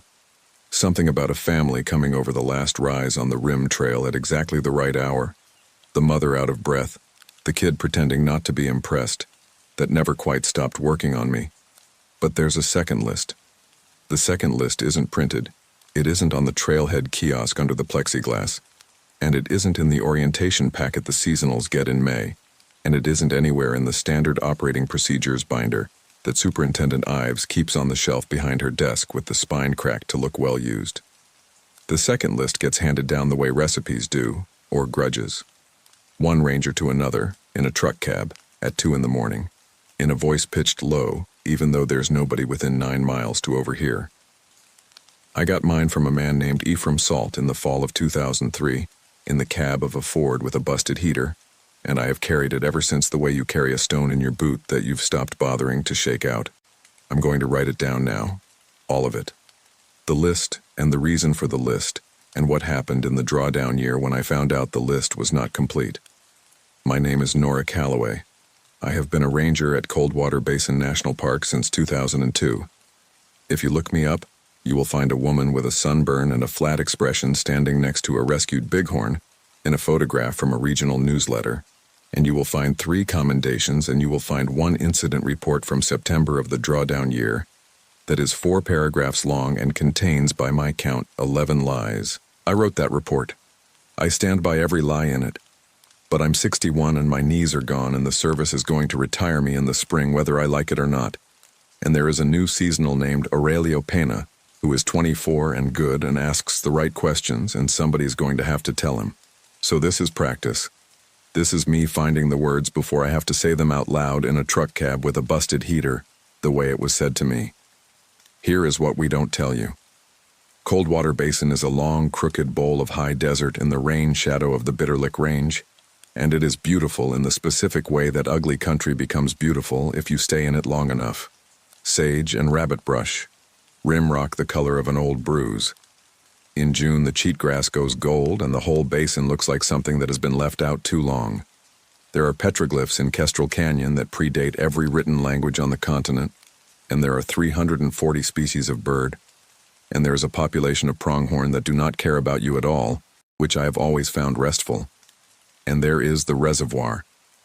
Coldwater Reservoir is 19 miles long and at full pool, 400 feet deep at the dam.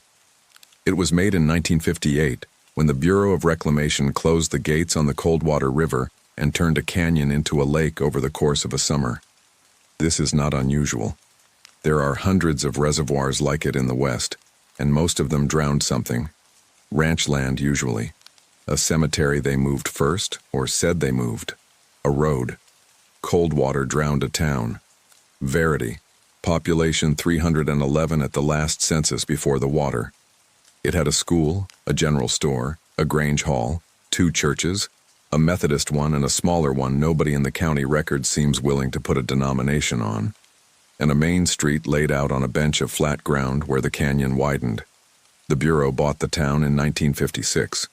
Some folks took the money and went to Bend or Boise. Some sat on their porches until men came with paperwork. That's the story you'll get from the interpretive panel at the Coldwater Overlook, minus a few things. The panel has a photograph of the Grange Hall with bunting on it, and a quote from a woman who was 9 years old when they left, saying she remembered the smell of the wet cottonwoods. Here is what the panel leaves out. The Bureau's own condemnation records list 311 residents. The relocation payment records, which are in a different box in a different archive in Sacramento, and which took me 11 months and a very patient records clerk to get copies of, list 304. 7 people did not take the money. 7 people did not go to Bend or Boise. 7 people are not in any death record, any cemetery relocation manifest, any subsequent census, any Social Security death index, anywhere at all, in any state, ever again. The panel does not mention them. Neither does anything else except the list Ephraim Salt gave me, and a ledger in a coffee can that I will get to. Now, the reservoir does not stay full. Every 7 years, the Bureau draws cold water down for penstock inspection and gate maintenance. They pull it low, 6 weeks of releasing more than the river brings in, until the pool drops 180 feet, and the lake shrinks back into the shape of the canyon it used to be. It's a routine engineering operation. There are memos about it. There is a public notice in the Harlow County Ledger, and a sign at the boat ramp that says low water. Ramp closed. And there are always a half-dozen people who read about it online and drive 4 hours to walk out on the exposed lake bed and take photographs of the foundations. Because that's what comes up. When cold water draws down, verity comes back. Not all of it. The water took the wood the way water does. But the stone foundations are there, the concrete steps of the school, the bank vault, which is a cube of steel sitting alone in the mud like something dropped from an airplane, half of Main Street's curb, fence posts, the bell tower of the little church that nobody wants to name, which was built out of basalt block by men who apparently intended it to outlast the world, and which did in fact outlast the world, at least the world it was built in. People love it. It's the best kind of tourism story, spooky and safe and photogenic. The local news comes out and does a segment. Ghost Town rises from reservoir. There's always a shot of a reporter in inappropriate shoes standing next to the bank vault, and every drawdown year the Park Service closes the North Basin from the mud line down for 6 weeks, citing unstable sediment and hazardous conditions. The closure is real. The sediment is genuinely unstable. It's 180 feet of silt with the consistency of wet cake flour, and you can go into it up to your hips in a step and a half. And if you go in past your hips alone, you are not coming out. 2 people have died that way since 1965, and both are in the record, and both are exactly what the record says they are. The closure is also not about the sediment. I want to be very clear about that, because I spent my first 3 drawdowns believing it was about the sediment, and I was a good ranger, and I was thorough, and I believed what my training told me. And none of that would have mattered if Ephraim Salt hadn't decided to sit me down in that truck. The drawdown of my story was my 4th. September. The pool was at its lowest in 20 years because it was a dry year on top of a maintenance year, and the Bitter Lick snowpack had been 41% of normal, and the Bureau took the opportunity to go deeper than they'd planned. 210 feet down. More of Verity was out of the water than had been out of the water since Eisenhower. We had a staff meeting about it in August. Superintendent Ives put a satellite photo on the projector and talked about visitation projections and interpretive opportunities and the possibility of a ranger-led program at the Overlook. Ghosts of the Basin, she wanted to call it. And I remember Wes Doyle laughing, and I remember not laughing, and I remember Marguerite Ives noticing that I didn't. She's a good superintendent. That's not sarcasm. She's data-driven, and she fights for our budget, and she has never once thrown a ranger under a bus to protect a number. She has also never done a night patrol below the mud line, and she never will. and the two facts are related in a way I have never found a way to explain to her. After the meeting, she caught me in the hall. "You've got opinions, Calloway. About the program? About something?" I told her the North Basin closure would need to be enforced hard this year, and that I wanted 2 extra bodies on the gate at Sage Flat, and I wanted signage a half-mile up canyon. Not at the mud line, because at the mud line people are already committed and a sign doesn't turn around a person who's already committed. She gave me the 2 bodies. She's good like that. She also said, "Is that all?" And I said, "Yes." That was my first mistake of the drawdown, and it was in August, and everything after it was just the mistake getting older. Tobias Rain walked into the visitor center on the 9th of September at 4:40 in the afternoon and asked me about the reservoir. I want to describe him accurately, because I have spent a great deal of time since then trying to work out whether there was anything to see. There wasn't. He was 34, and he had the specific soft-shouldered fitness of a man who runs in a city, and he was wearing new boots that had not been broken in and a canvas jacket that had. He had a printed photograph in a Ziploc bag, and he had the manner of a person who has rehearsed a question and is embarrassed about having rehearsed it. "Is it true you can see the town?" "Some of it, from the overlook. Bring binoculars." "Can you get down to it?" "No," I said. "North Basin's closed. Everything below the old shoreline." "For how long?" 6 weeks. Reopens when the pool comes back up, roughly the last week of October, depending on what the Bitterlick gives us. He nodded and looked at the relief map on the wall for a while, and then he took the photograph out of the Ziploc bag and put it on the counter and turned it around so it faced me. That's the thing I remember most clearly. The care of it. Turning it around so I could see it right way up. It was a black and white photograph of a house. 2-story, clapboard, a porch with a swing on it, a woman standing on the steps with her arms crossed against the cold, and a boy of maybe 6 sitting on the bottom step with a dog. "That's my grandfather," Tobias said, tapping the boy. "That's his mother. That's in Verity. That's the last picture of the house. It's a good picture. He died in June." He said it evenly, the way you say a thing you have practiced saying evenly. He talked about that house his entire life, every holiday. He was 91, and he could tell you what the banister felt like. And the thing is, he never went back. Not once. It was 4 hours away, and he never went back to look at the water even. My mom asked him about it once, and he said, and I'm quoting, "There's nothing to see, and I don't want to see it." "A lot of them were like that," I said, "the ones who left. So I want to see it. I have been a ranger for 22 years, and I have had this conversation, or a cousin of it, perhaps 40 times. Someone's grandmother, someone's great-aunt, a man who has an ancestor's actual gravestone in his garage because the family took it when the cemetery was moved. Grief goes looking for a place to put itself down, and drowned towns are a very good place because they're both there and not there, which is what the dead are. I said what I always say. I told him about the Overlook and the pullout at Mile 9, which is better than the Overlook and which almost nobody knows about. And I told him about the Harlow County Historical Society in town, which has 3 boxes of Verity material and a woman named Ida, who will talk to him for 2 hours if he lets her. I wrote the address on a park map. I circled the pullout at Mile 9. "But not down to it," he said. "Not down to it. Because of the mud. Because of the mud." He looked at me for a second longer than the conversation needed, and then he thanked me, and he took his photograph and put it back in the bag, and he left. Through the window, I watched him get into a gray Subaru with Washington plates and a bike rack and sit in the driver's seat for a good 90 seconds before he started the engine. That was 4:52 in the afternoon. I know because I wrote it down later, in the report, and that is one of the few things in the report that is true. He camped at Sage Flat that night. Legally, permit, and everything. Site 14. Wes Doyle did the evening rounds and remembered him because he had a nice camp stove and offered Wes coffee, which people do not usually do, and because he asked Wes the same question he'd asked me, and got the same answer. The next morning his car was still at Sage Flat. That's not unusual. People day hike.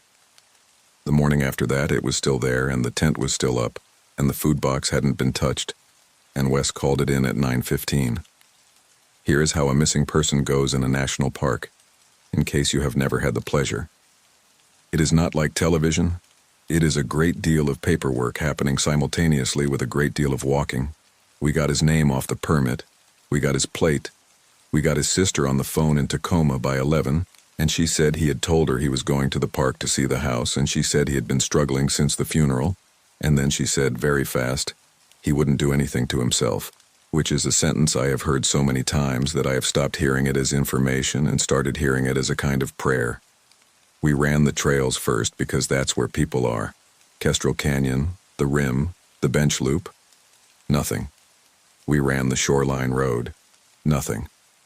By 2 in the afternoon, we had 11 people on it, including 2 volunteers from Search and Rescue, and Marguerite had authorized the helicopter for the following morning, and we were sweeping the sage flats north of the campground with a grid, and at 4:10 in the afternoon, Wes found the boot prints going down over the mudline. I need to explain what the mudline is physically, because it matters later.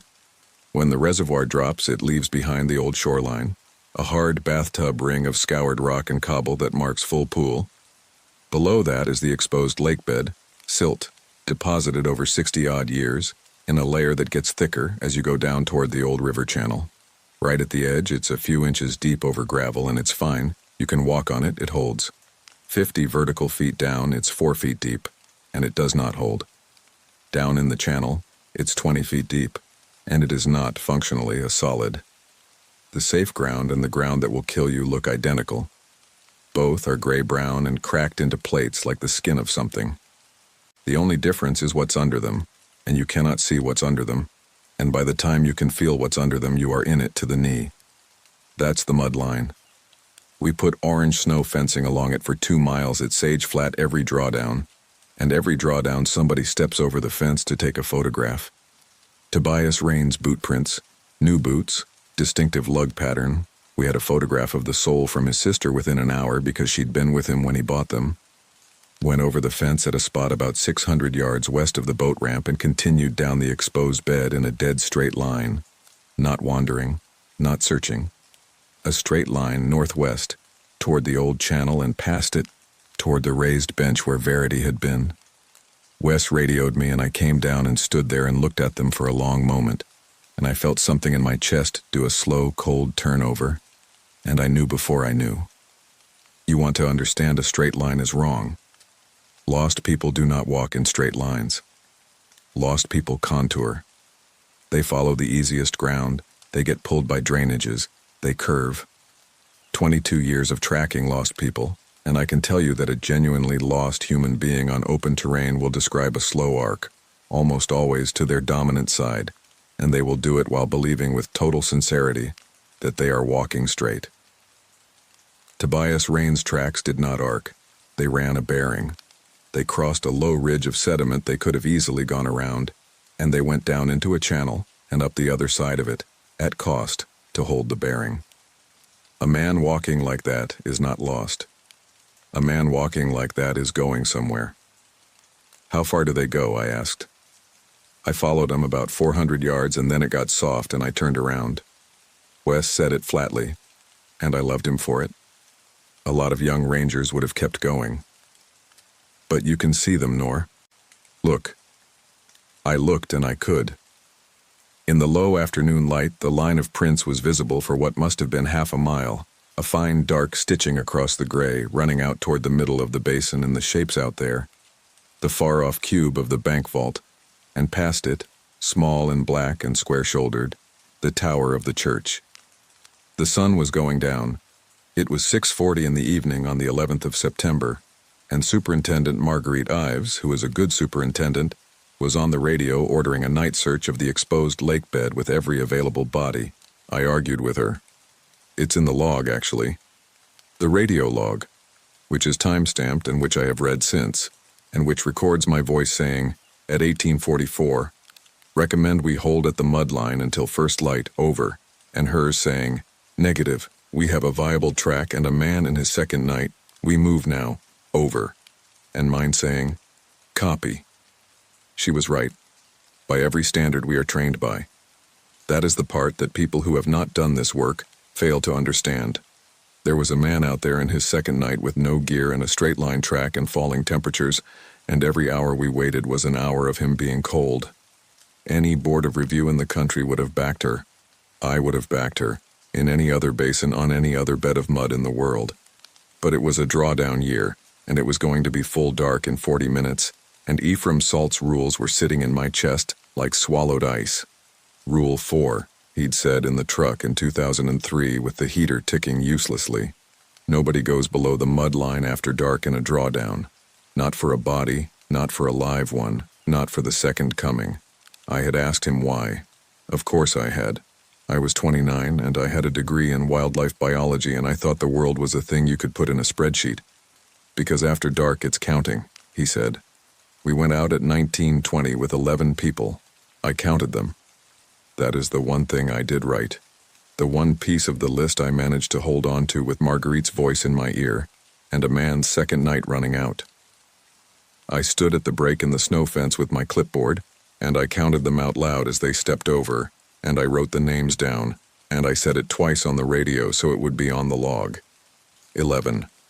Me, Wes Doyle, Aurelio's predecessor, a seasonal named Kit Ferreira, 2 more permanents named Dahl and Whitcomb, 2 search and rescue volunteers named Sung and Mattingly, a Harlow County deputy named Ruiz, a second deputy whose name I have never been able to find in any record since, and who I am reasonably sure was named Petrosian, and 2 members of the county SARK-9 team, Bowen and Oyeleran, with 1 dog, a Belgian Malinois named Sixpence, 11 people and a dog, 22 boots and 4 paws. 1920, on the 11th of September. We spread into a search line across the track 20 yards apart, headlamps on, moving northwest at a walking pace with the mud sucking at us. Cold. It gets cold in the basin fast when the sun goes. 30 degrees in 90 minutes is normal, and there's nothing to hold heat out there. No trees, no rock, nothing but gray flats and the smell. I should tell you about the smell.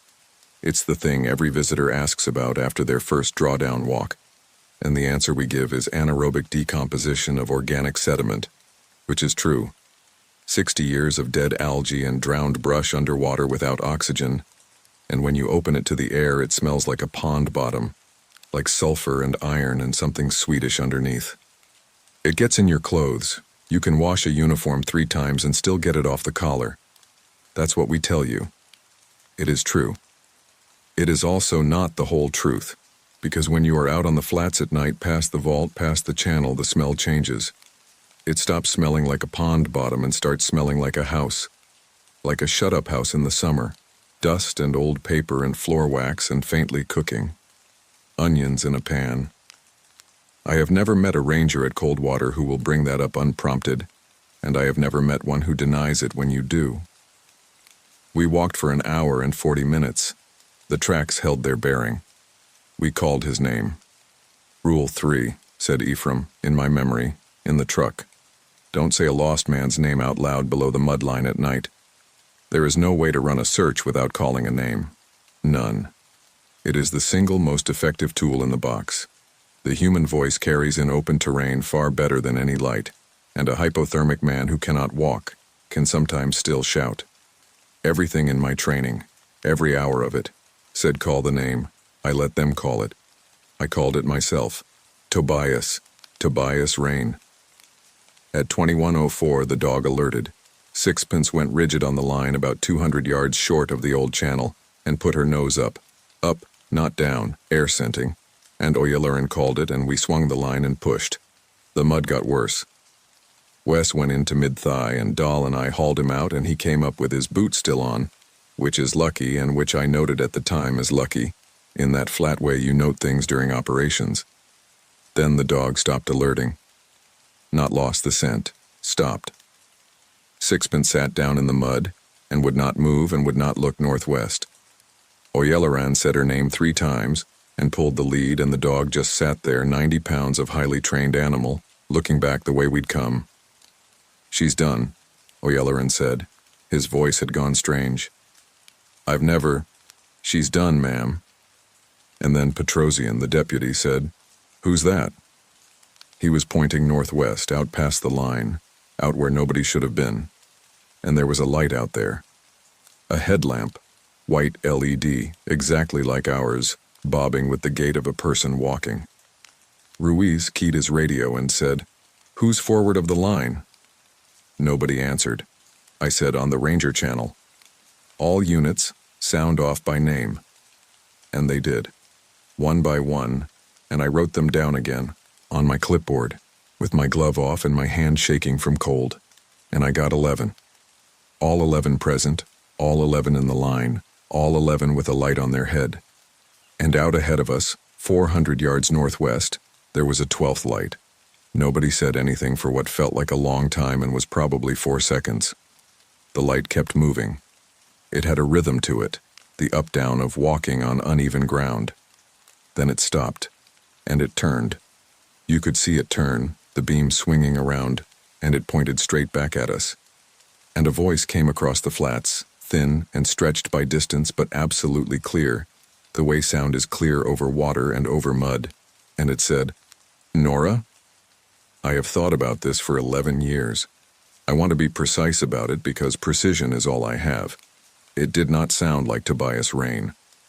I had spoken to Tobias Rain for 6 minutes across a counter, and I would not have recognized his voice at 400 yards in any circumstance. It sounded like my mother. My mother had been dead for 9 years at that point. She died in a hospital in Boise with me holding her hand, and she had a voice like a screen door, a smoker's voice. And she called me Nora with a little downward tilt on the second syllable that nobody else has ever quite done. Nora.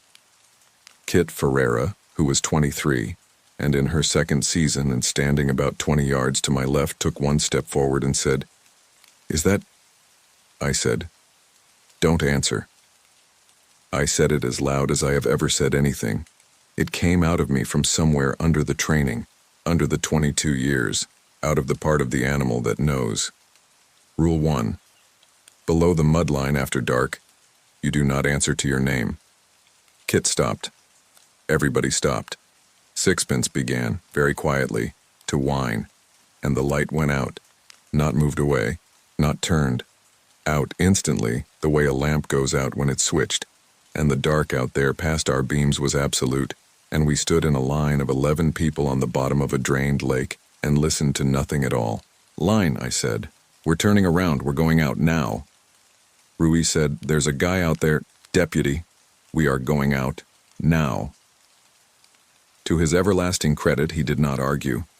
Something in the pitch of my voice must have carried the freight, or maybe he'd heard the mother in it too. I have never asked him. I have seen him at the diner in Harlow perhaps 30 times since, and we have talked about football and his daughter's volleyball, and we have never once talked about that night. And I understand that this is a kind of agreement we made without speaking, and I have honored it. We turned the line around and we walked out, and I put myself at the back, and I did not look behind me, and it was the hardest physical act of my life, harder than any carry-out, harder than the year I did fire. Because there was something behind us. Not a sound. Not exactly. Mud is loud to walk on.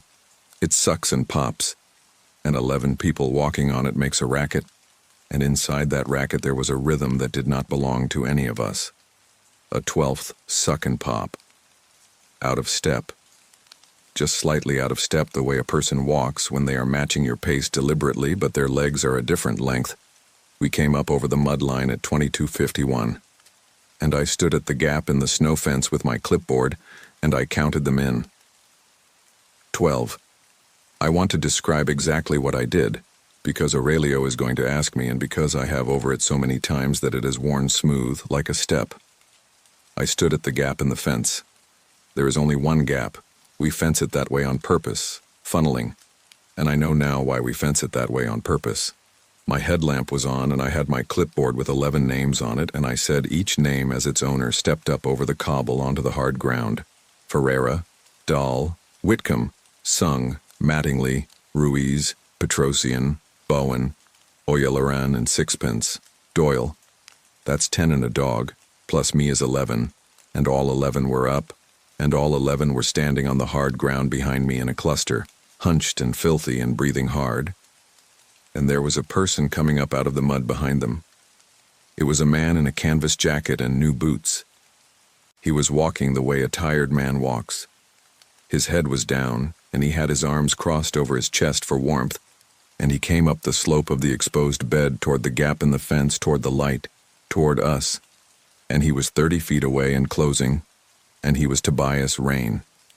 He looked exactly like the photograph his sister had emailed us at 11 o'clock that morning. Every detail, the soft shoulders, the jacket. He looked cold and exhausted, and he looked relieved, and he lifted his head and looked at my light, and his face came apart into the most human, most ordinary expression of gratitude I have ever seen on a person, and he said, "Oh, thank God. Thank God. I've been out there. I don't know how long I've been out there." And Mattingly said, "That's him," and started forward. And I put my arm across Mattingly's chest and said, "Nobody moves." Here is what I saw. I want it written down. He was dry. He had come up out of 200 yards of that mud. I could see his track behind him. I could see the drag of it. And his boots were caked to the ankle, and his trouser cuffs were gray with it. And above the knee he was clean and dry, as if he had stepped through the mud with a bag around him. His jacket was dry. His hair was dry. It was 34 degrees, and there was a wind coming down the basin, and his hair was not moving. "Rule 7, said Ephraim, in the truck in 2003, and his voice when he said it had a crack in it that I had never heard in him before or since. Whatever comes back up out of there comes back up wet. Every time. Water in the boots, water in the hair. If it comes up dry, it is not what it looks like, and you do not let it pass the fence." I had asked him, "What if I'm wrong? What if it's a person and I'm wrong?" And he had looked out the windshield at nothing for a while and said, "Then you're wrong, and you'll carry it, but you'll carry it up here, not down there." "Sir," I said, "stop where you are." He stopped, 10 feet below the gap in the fence, 10 feet down the slope, and he looked at me with those exhausted, grateful eyes, and he said, "What?" "Stop where you are, sir, and tell me your name." "It's Tobias Rain.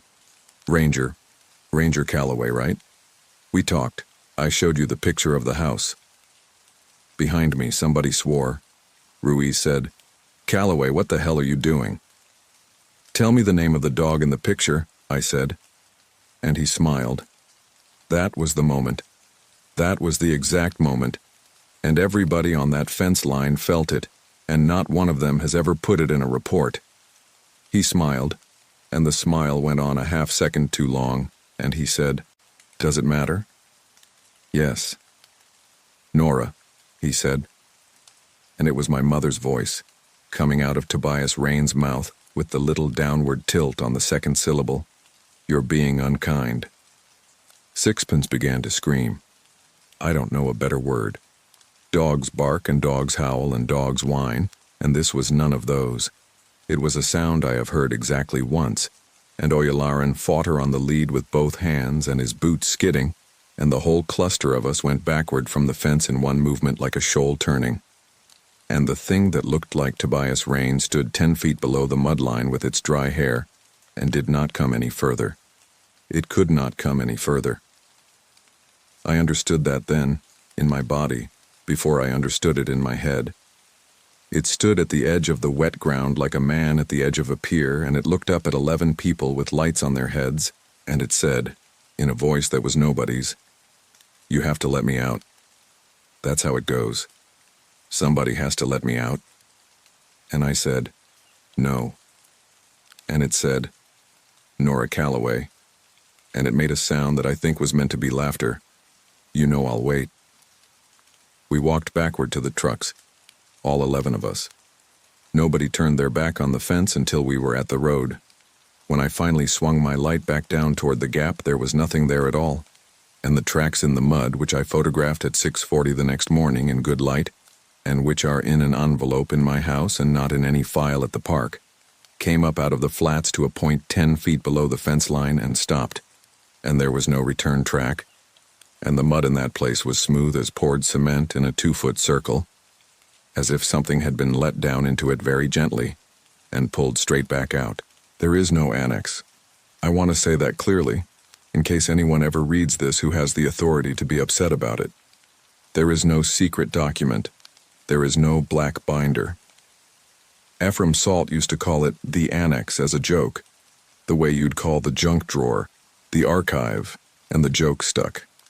And now 3 generations of Coldwater Rangers say, check the annex, meaning, remember what you were told. It is 9 rules. It has been 9 rules since at least 1961, which is the earliest I can trace it, and the wording drifts a little between tellers the way a folk song does, but the content does not drift at all. Here it is. This is Ephraim's version, which is the one I got, which is the one I'll give Aurelio. 1. Below the mud line after dark in a drawdown, do not answer to your name, not to your own name, not to anyone's. If someone out there says your name, you may not speak until you are above the line. 2. Count out and count in. Out loud, on the radio, with names.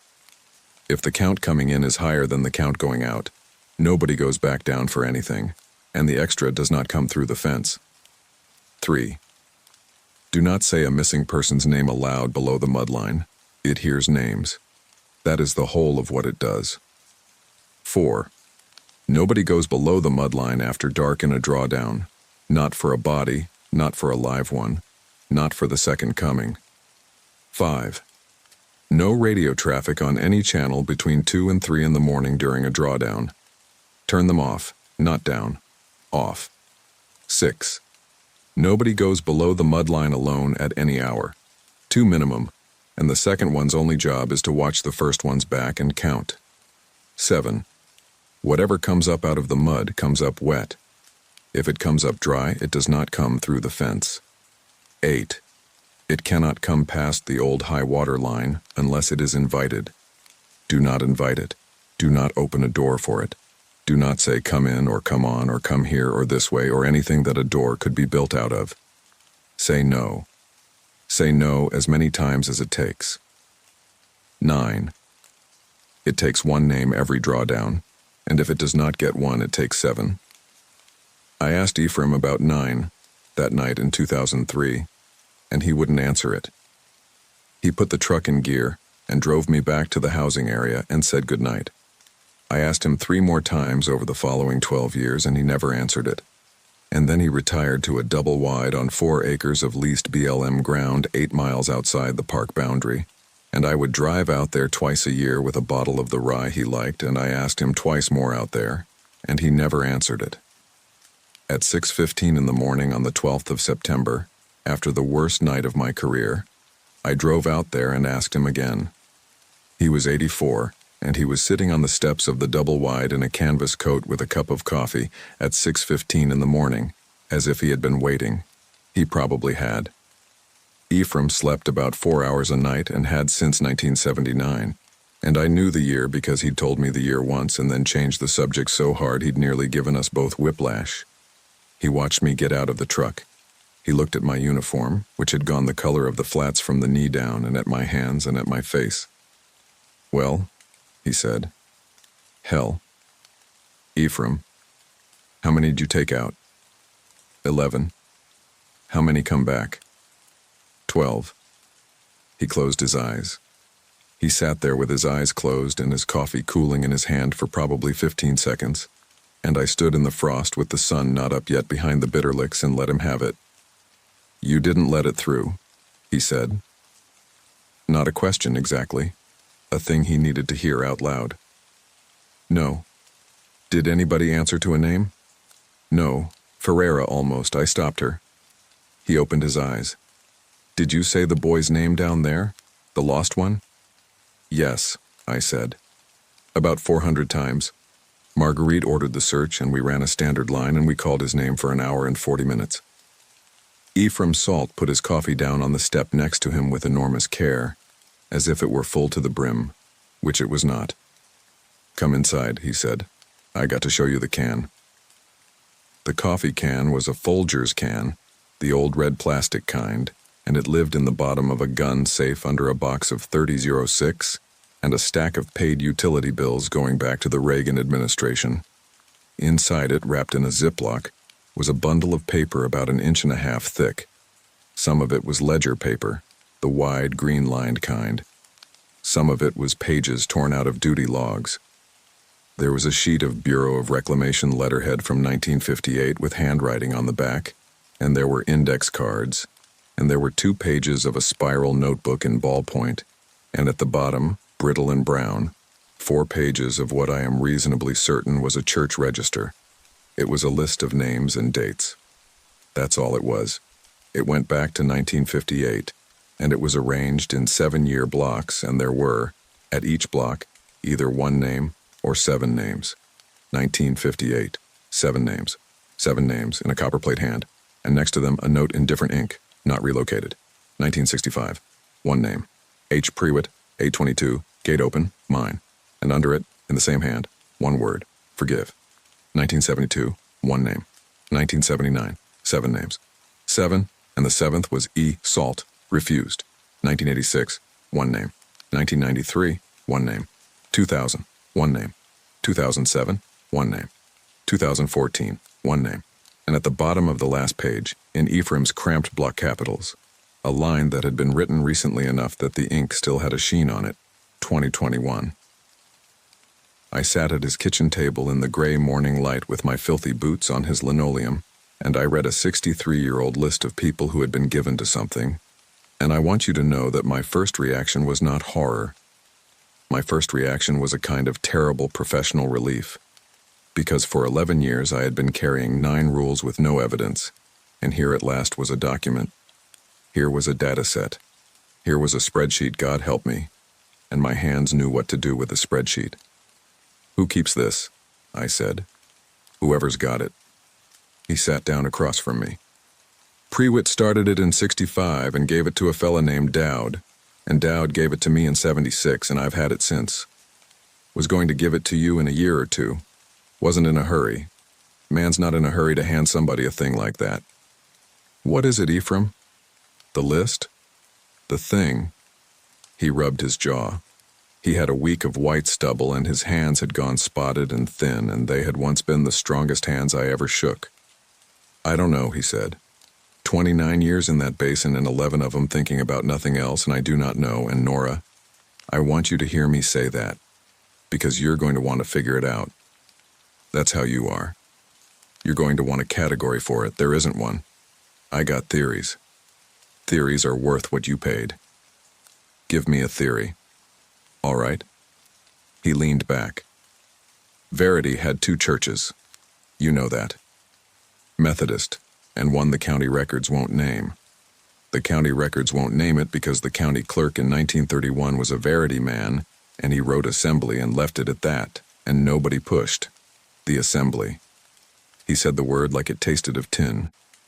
There's 40 years of Harlow Ledger on microfilm at the library in town, and the assembly is in about 6 inches of it. Total, over 4 decades, and every single mention is somebody complaining about the noise. The noise. Singing. All night, some nights. And a bell. He looked at me. That basalt tower on the bench that everybody photographs. That's not the Methodist church. Methodist church was frame, and the water took it in about 4 years. The tower's the assembly, and they built it in 1911 out of block quarried on site. And it's got no cross on it, and there's no record of who they were assembled to. You think they made something? I think, Ephraim said, that 311 people lived in a canyon a long way from anywhere for 60 years, and about 40 of them had a habit, and the habit had a bell in it, and habits get worn in, like a path across a lawn. And I think when the Bureau came in 1956 with a check, 7 of that 40 said no thank you. He shrugged. A small dry motion. And I think the water came up over them and their habit, and it kept for 60-odd years, and every time we take the water off, it's still in there, and it's hungry the way a thing is hungry when the thing it eats has been out of reach. Names, I said. It eats names. It eats people, he said sharply. Don't get poetic. It takes a person, and what it leaves is a name. That's what the list is. That's every one of those. He tapped the ledger with 2 fingers, hard. H. Prewitt, 1965. Hollis Prewitt, Chief Ranger before Dowd, wrote the first page of that thing, and he wrote Gate Open Mine because he opened it and he knew he opened it. And 1965 was a drawdown year, and there was a man out on the flats calling for help, and Hollis Prewitt went down at night on his own and let something through the fence at the boat ramp. And that fall a hunting party of 4 out of Harlow went into the North Basin and 1 came out. And that boy that came out spent the rest of his life in a facility in Salem. That's 4 names, not 1. The hunting party is not on the list, Nora. He looked at me and his eyes were wet and furious. The list is what it takes. The rest is what it does. You understand the difference? One is a debt and the other is a spill. I want to lay out the arithmetic because the arithmetic is what I did for the next 4 hours in that kitchen with a legal pad. And the arithmetic is what saved 2 lives. Every drawdown year, 1 name goes on the list. Except twice. 1958, the year of the flooding, 7 names. And 1979, 7 names. What happened in 79? I said. Ephraim didn't answer. Ephraim, there's a refused on that page with your name next to it. I know what's on the page. 7 people in 1979. Tell me the 7. He got up. He went to the window over the sink and stood with his back to me and looked out at 4 acres of sage and a rusted swing set that had been there when he bought the place. And after a while he said, 2 hikers out of Portland. A man from Harlow named Dowell that fished the north end. A bureau tech doing gate work. Dowd. That's 5. And a woman named June Salt, who was my wife, and who came out to bring me a thermos at the boat ramp at 11 o'clock at night on the 4th of October, because I had been on shift for 19 hours, and I had told her on the phone that I was fine, and she did not believe me. His shoulders were absolutely still. That's 6. I sat with that. And the 7th's you, I said. E. Salt, refused. That's right. Refused what? He turned around. It came up to the fence, he said. Same as yours did last night. Wearing her. Wet hair, too. It had learned that much by 79. Or maybe it just liked doing it that way. And it stood down there at the mud line, and it cried, and it said my name, and it asked me to let it out. His voice did not shake. That was the awful thing. It was as level as a shelf. And I said no. And it stood there for 11 hours, Nora. Till daylight. It got light and I could see it, and it could see me. And it stood in the mud and said please in my wife's voice for 11 hours, and I sat in the truck with the doors locked and I said no. And at 4 minutes after 7 in the morning, the sun came over the rim and hit it, and it went into the mud like water going down a drain. The refrigerator hummed. Outside a magpie was making its ratchet sound. And that's the refused, he said. That's not a medal. It just means it didn't get its 7th and it don't forget. And it has never once, in 46 years, stopped calling me by name. He gave me the coffee can. He pushed it across the table with 2 fingers and said, it's yours now. And I said, Ephraim, I don't want it. And he said, nobody does. That's how you know it's the right person. And that was the whole ceremony. Then he said, how many days into the drawdown are you? 26. Pool comes back up starting the 29th of October. So you got 33 days. Yes. And it's got a name it's calling for. It has your rain boy and it wants out, and it's going to spend 33 days trying every door you've got. He fixed me with an expression I had never seen on him, some blend of pity and appraisal. It'll go to the softest one. It always goes to the softest one. Who's soft, Nora? Who at that park is soft right now?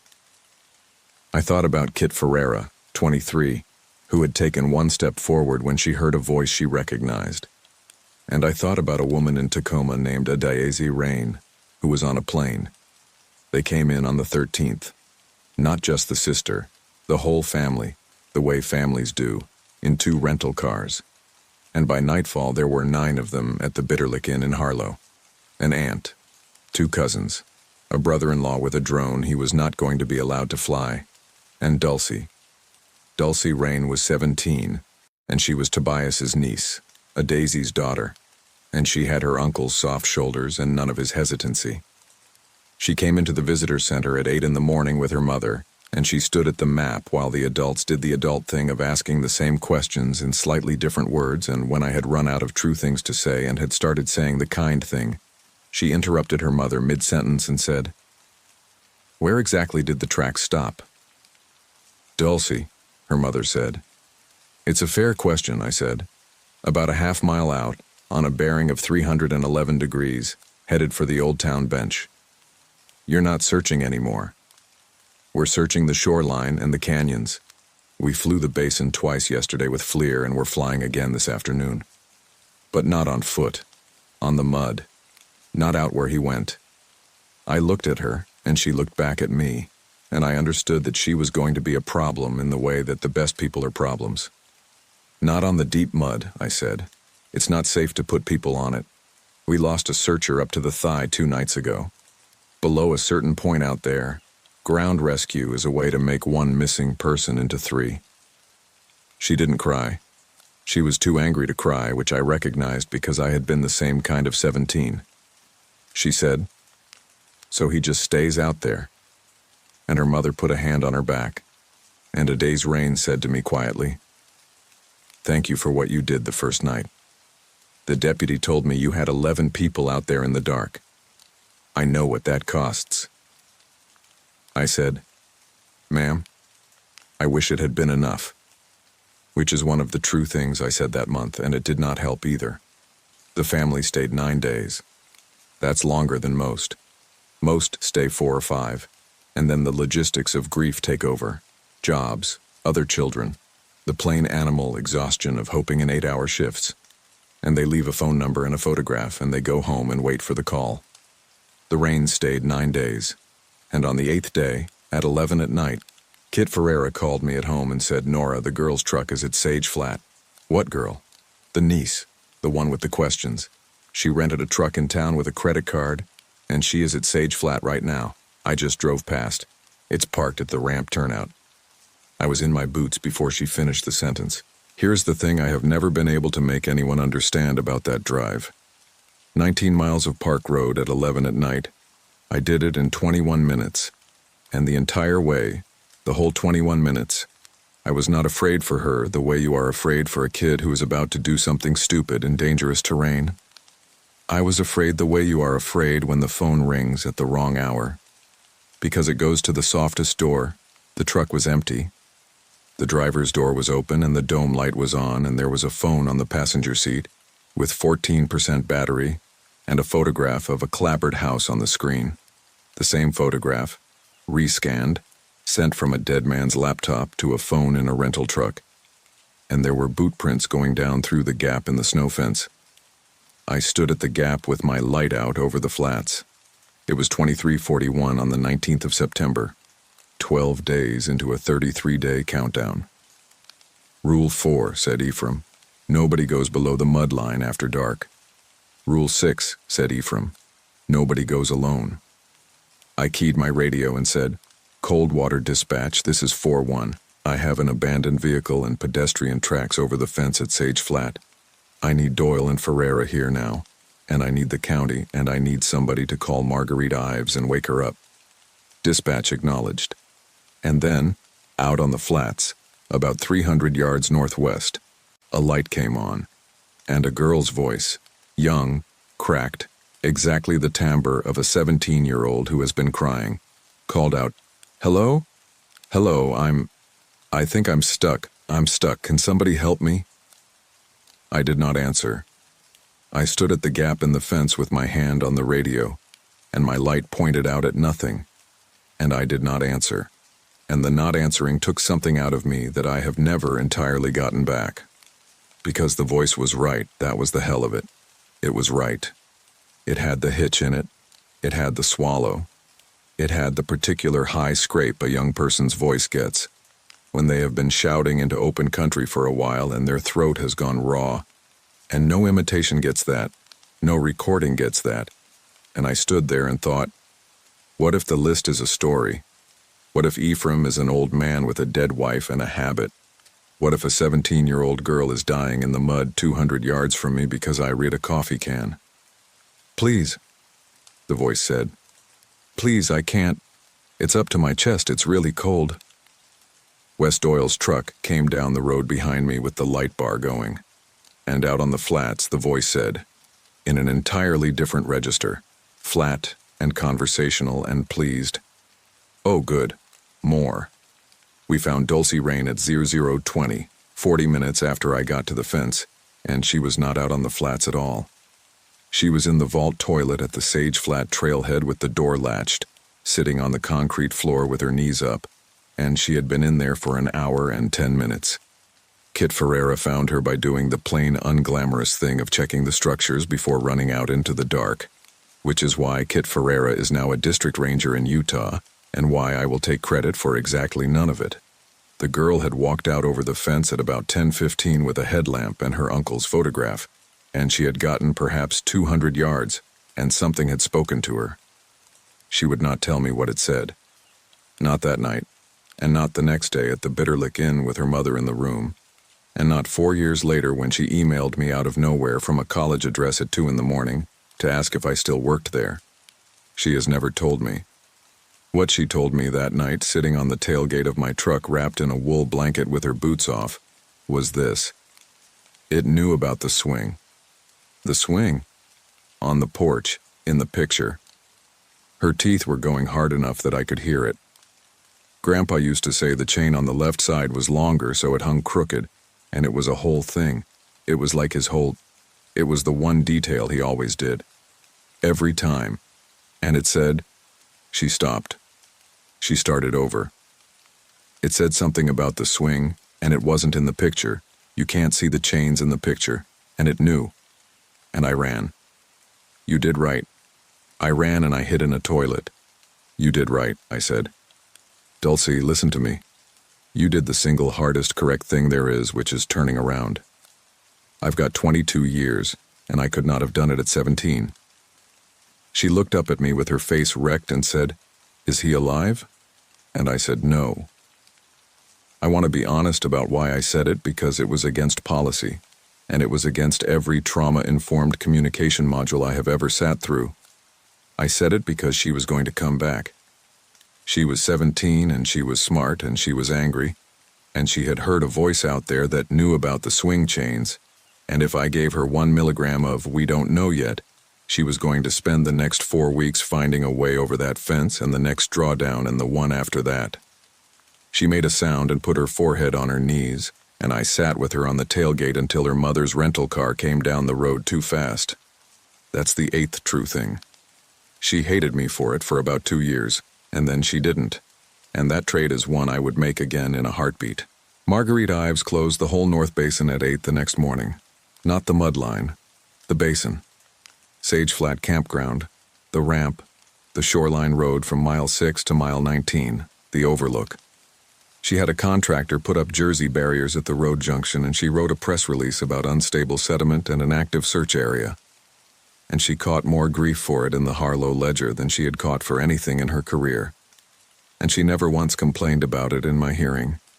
She also called me into her office and shut the door. Deputy Ruiz's supplemental, she said, and pushed a printout across the desk. Ruiz had written a good report. Ruiz had written a careful report, and I could see him composing it, could see exactly the hour he had spent trying to write down what happened at the fence in language that would survive being read aloud in a courtroom. The relevant paragraph said that at approximately 2250 hours, an unidentified male matching the description of the missing party approached the search perimeter, that Ranger Calloway directed personnel to hold position, that the subject failed to comply with commands and made statements the deputy characterized as incoherent and manipulative in nature, and that the subject subsequently departed the area and could not be relocated. Every word of it true. Every word of it a lie by omission, and he'd made his omissions in exactly the same places I'd made mine, which is how I knew. Talk to me, Marguerite said. About what, specifically? Nora. She took her glasses off. I have a deputy sheriff writing that a man walked up to my search team and then departed the area across 200 yards of sediment that we can't put a rescue crew on. I have a K-9 handler who filed for stress leave. I have a seasonal who has asked to be reassigned to the entrance station for the rest of the season and who cried in my office. And I have you telling me twice in 10 days that we should not put people below the mud line at night, which is not a thing you have ever said about any other terrain in 22 years. I looked at the framed photo on her desk, her wife and their 2 enormous dogs. There are things about this basin during a drawdown that don't go in reports, I said. That's not going to be good enough. I know. Try me anyway. So I tried her. I will not pretend it went well. I did not show her the coffee can. That was a decision, and I made it in about a second and a half, and I have relitigated it every year since. What I gave her was the operational shape of it, that there is a documented pattern of anomalous incidents in the North Basin confined to drawdown years, that the pattern is old, that rangers here have managed it with an informal protocol since at least the 60s, and that the protocol has a 100% record when it's followed, and a body count when it isn't. I said, I'm asking you to let me run the closure my way for 31 more days. No night operations below the line. 2-person minimum. Radio silence between 2 and 3. Radio silence. Yes. Nora, do you hear it? Do you hear how that sounds? Yes, ma'am. She sat back. She looked at the ceiling for a while. Marguerite Ives has a doctorate in resource management and 11 publications, and she was, at that moment, doing arithmetic that I have enormous sympathy for. Anomalous how, she said. I'd rather show you than tell you. Show me. Come to Sage Flat with me at 1 in the morning. And to her permanent credit, and to my everlasting regret, she said, Fine. We went on the 24th of September. 4 of us. Me, Marguerite, Wes Doyle, and Kit Ferreira, who volunteered, which I did not expect and did not want, and could not refuse without insulting her. We did not go below the mud line. I want that on the record. We parked 3 trucks nose out on the old boat ramp above the fence with the headlights off, and we sat on the tailgates in the cold with a thermos above the high water line on hard ground, and we waited. It came at 1:52, not out of the flats. That's what nobody expects, and that's what makes veterans of people. It came from up canyon, from the northeast, from the sage on the hard ground, walking down the shoulder of the road like a person who had parked somewhere and hiked in. Marguerite saw it first because she was facing that way. She said, There's someone on the road, in a totally normal voice, the voice of a superintendent about to have a conversation with a trespasser. It was a woman in her 60s in a green fleece. She was carrying a thermos. Wes stood up so fast the tailgate rang. He said, That's... And I got a hand on his sleeve and said quietly, Don't say a name. I knew who it was. I had never met her, but I had seen a photograph of her on the wall of a double-wide, in a frame, next to a photograph of a swing set. June Salt walked down the middle of the park road with her thermos and stopped about 40 feet up from us at the edge of our light on the far side of a line drawn on the ground that none of us had drawn. It's so cold out here, she said pleasantly. Ephraim, honey, are you on shift? Nobody spoke. Ranger Ferreira, it said. Your father called the visitor center. Kit made a small noise. He said not to worry him like that. He said he tried your cell 6 times. The woman in the green fleece tipped her head. You should call him back, sweetheart. You should get in your car and drive up to the ridge where the bars come in and call your dad. Kit, I said, without turning around. Look at me. She looked at me. Her eyes were enormous. That's a door, I said. It's building a door out of your dad. There is no phone call. Do not walk toward it and do not get in a vehicle by yourself. Do you understand me? Yes, ma'am. Say it out loud. Say no. No, Kit said, to the woman on the road. Her voice cracked in half, but she said it. And the woman in the green fleece turned her attention to Marguerite Ives. I have gone back and forth for 11 years about how much of what it said to her was real, because it did not use a voice, it did not do a trick. It stood in the road and talked to my superintendent in a completely ordinary older woman voice, and what it said was this: "You're going to write that they went into the water, both of them. That's what you're going to write in the end, because it's the only thing that will let the family sleep, and because you can't write anything else and keep this park open, and Marguerite, you're going to be right to write it." It paused. "I only think you should know that you're going to write it so you can stop dreading it. It's not the worst thing you'll do. Not by a long way." Marguerite Ives did not answer. She has never spoken to me about that sentence. It is the only sentence any of us heard that night that was not obviously a hook, and I think that's because it wasn't a hook. I think it was just true, and I think the thing on the road told the truth, for the same reason a fisherman rubs a lure on a dead fish. Then it looked at me. "Nora," it said, "he's still awake down there." I said, "No. I didn't ask you anything yet." "No," I said again. "He's awake," it said, and its voice climbed a little, and for the first time it stopped sounding like a woman and started sounding like a room full of people speaking in unison, very slightly out of time. "He has been awake for 15 days, and he is in the dark, and he is up to his mouth, and if you tell me to come in, I will let him go, and I will take the one who says it, and everyone else walks up out of here and drives home and sleeps." Wes Doyle said, "Nora, what the hell is—" "Rule 8, I said. "Nobody says come in. Nobody says come on, or this way, or here, or okay. Nobody says a word that a door could be built out of. Say no, or say nothing." "No," said Marguerite Ives from behind me, in a voice like a slammed drawer.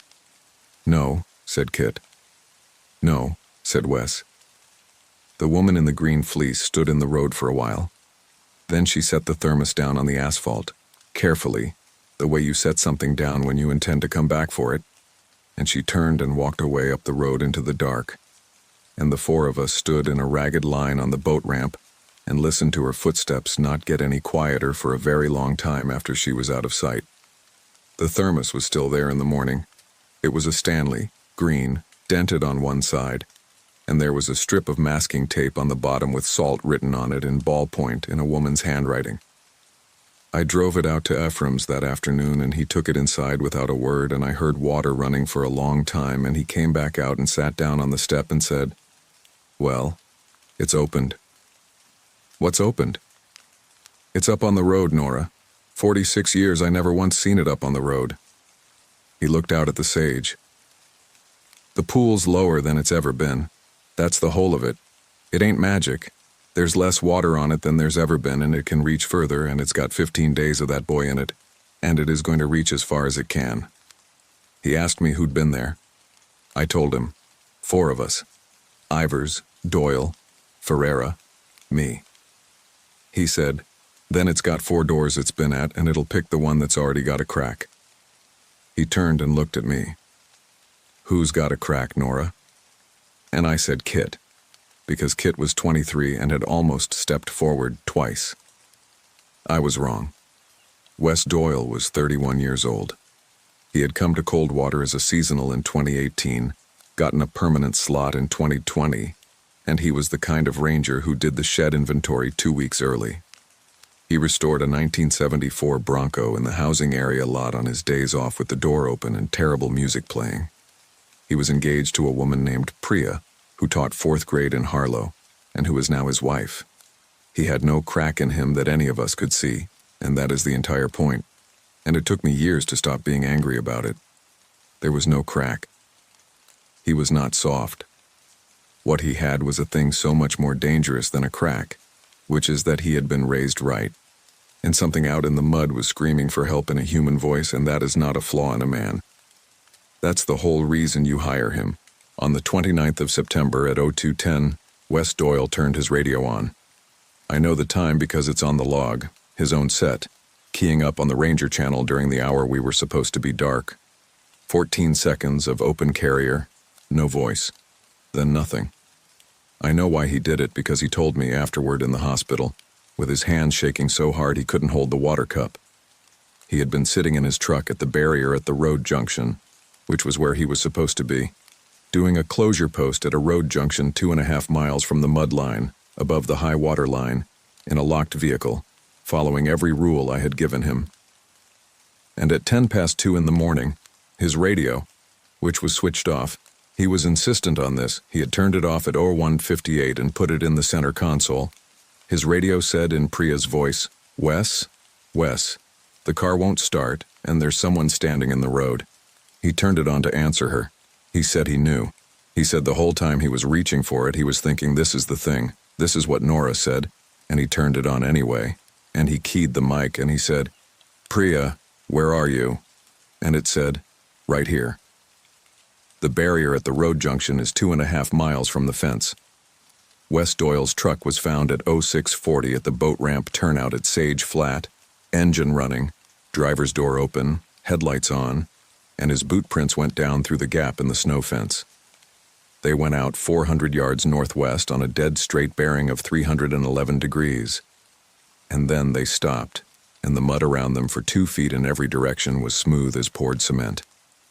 We went down at 10 in the morning on the 29th of September, in flat white overcast light, with a helicopter overhead and 4 wide-track Argos and 18 people, because that is what you do when a ranger goes missing. The machine of it is enormous, and it does not care what you believe. Within 6 hours, there were people at Coldwater from 3 agencies who had never heard of the mud line, and a mobile command trailer in the ramp lot, and a Bureau of Reclamation liaison on the phone from Boise, and the Harlow Ledger at the barrier. I could not stop any of it. I did not want to stop it. Wes Doyle was 31 and there was daylight, and Rule 4 says after dark, and I would have crawled out there on my elbows. Here is what daylight bought us, and I want to give the machine its due. It bought us the truth about the sediment. A reclamation tech named Yolanda Okpara put a ground-penetrating radar sled on a rope and dragged it out along the track. And she found that the exposed bed, northwest of Sage Flat, is not uniform mud at all. There is a buried causeway under it, the old county road into Verity, packed gravel over a grade, running on a bearing of 311 degrees from the boat ramp to the town bench. Firm ground, 2 feet down, 40 feet wide, under a skin of silt. Every single set of tracks, Tobias Rains, Dulcie Rains, Wes Doyle's, and the ones I photographed at the fence line at 0640 on the 12th of September, ran that causeway like a rail. That's the answer to the question you're going to ask. That's how a man walks a straight line across 200 yards of unwalkable ground. There is a road down there. It has been down there the whole time. It goes into town. We put the Argos on it, and we drove into Verity at 11:40 in the morning. I had seen the town from the overlook 100 times through glass at 4 miles. It is a different thing at ground level. It is not a ruin. That is the part that undoes people. Ruins are romantic because ruins have been weathered. They're softened. They're overgrown. They have that quality of a thing gently released. Verity had been under 400 feet of cold, dark, still water for 63 years, and it had been preserved. The mud had filled the streets and packed the foundations and kept them. There were curbs with the chisel marks still sharp. There was a fire hydrant. There was the school's front steps, 4 of them, going up to a doorway with nothing behind it, and the concrete was that raw, pale gray that new concrete is. And there were the ash trees. Nobody warns you about the trees. When they flooded the canyon, they cut the timber, but they didn't get the ornamentals, and the shade trees on Main Street are still standing. 63 years dead, stripped white and hard as bone, holding their exact 1958 shapes with every branch. You drive down a street lined with white trees and gray mud, under a white sky, and the sound of the Argo is the only sound in 19 miles. And at the end of it, on the bench, the assembly. It is a basalt tower 38 feet tall with a slate roof that the water never took, attached to a nave whose walls stand to about shoulder height. There are no windows in the tower, only slits. There is no cross, and there is no name carved anywhere on it, and there is a bell in it. A real bell. A good one. Hung from an oak headstock that should have rotted and did not. And the bell is bronze, and it has gone the green of a pond. The command post wanted the tower cleared. That was the last structure on the search grid. And it was 15:20, and the light was going to start going by 5. And the operations chief, A good man from the county named Ansel Vogt, who had been running this thing for 6 hours and had never in his life met the annex, said, "Calloway, take Ferreira and clear the church." "Rule 6, said Ephraim. 2 minimum. We had 2. We went in through the doorway of the nave, over a threshold stone, and there is a thing I need to say about that stone. I felt it. I want to be a reliable narrator here, and I am aware of how this reads, so let me be as flat as I can. I stepped over a piece of basalt in a wall in daylight, and the temperature of the air did not change, and the light did not change, and nothing whatsoever happened, and every hair on my body stood up, and Kit Ferreira behind me said, oh, like she'd been flicked. The nave was full of mud to about a foot deep, smooth, undisturbed, except for a track, 1 set of boot prints, coming in the door and going up the aisle to the tower stair. Wes wore a 12. Tobias Rain wore a 10. These were both. They were the same prints, the same track, laid over itself, 2 different soles going the same direction in the same line, and in places a 3rd and a 4th and a 5th that were not boots at all but bare feet, adult and child, and none of them had come back out. The tower door was oak, and it was standing open, and the stair inside went up into the dark. And on a shelf in the wall at the bottom of the stair, above the mud line, dry as a bone, there was a book. It was a register. Green cloth boards, a ledger, exactly the kind of thing a church keeps. Baptisms, marriages, deaths, membership, 11 inches by 14. The Assembly of Verity had kept it from 1911, and it had been sitting on a stone shelf under 400 feet of water for 63 years. And when I opened it, the pages were dry, and the ink was black, and the paper crackled the way a book crackles. The first 200 pages were ordinary. Names, dates, a hand that changed 4 times over 4 decades. Births, a wedding in 1922, with a note about the weather. And then it stopped being ordinary, and I will not describe those pages because there is no part of them that will help anybody, and because I have thought about burning the whole thing perhaps 400 times. I'll tell you the shape of it. From about 1931 there are 2 columns. The left is names and the right is what for. The right column is short entries, 3 or 4 words. The well went sweet. Callum's back. Rain. 8 days. The Vesey girls' fever. And the names in the left column stop being members and start being people from elsewhere. Travelers. A surveyor. 2 boys off a freight in 1937. The habit had gotten worn in. Ephraim's path across the lawn, and the last page had entries in it that were not from 1958. They were in the same black ink, in a hand that copied the 1931 hand the way a man copies a signature he has practiced, and they were dated. 22 August 1965, H. Prewitt. And beside it, in the right column, he opened the gate. 4. October 1979, J. Salt. Right column.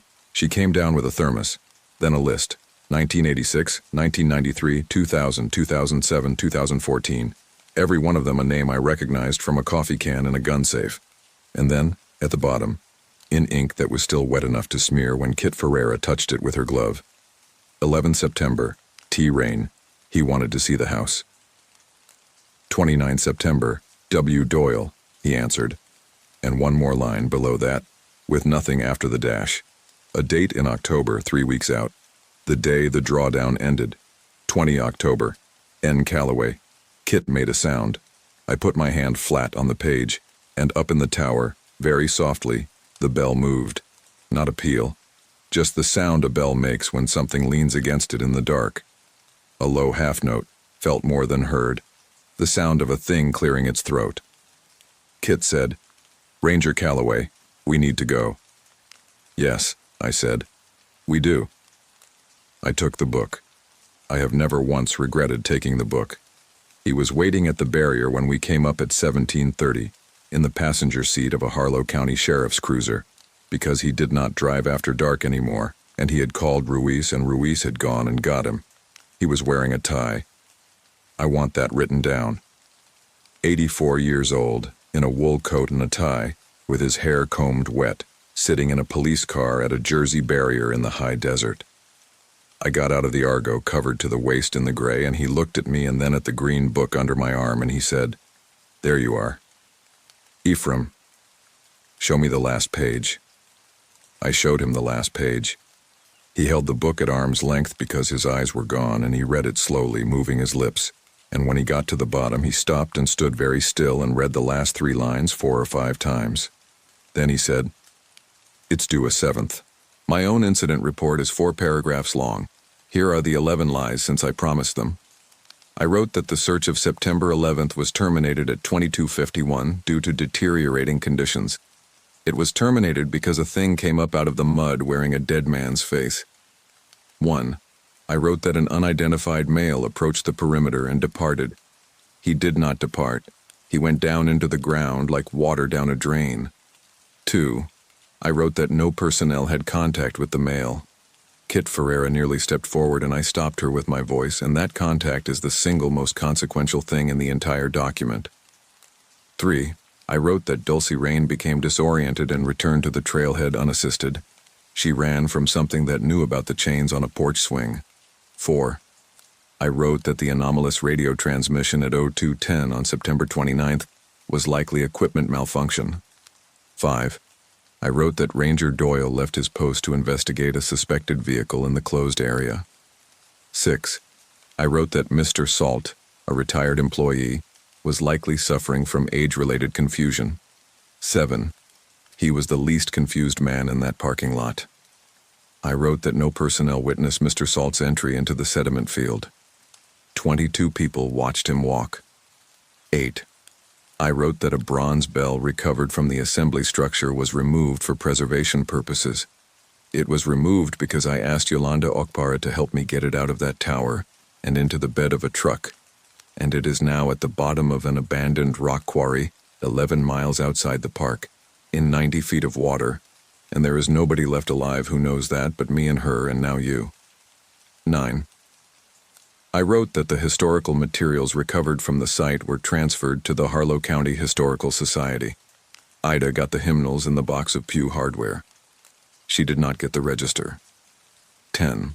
And I wrote in the box marked Recommendations the following sentence: recommend continued closure of the North Basin below the historic high water line during all future drawdown operations due to unstable sediment.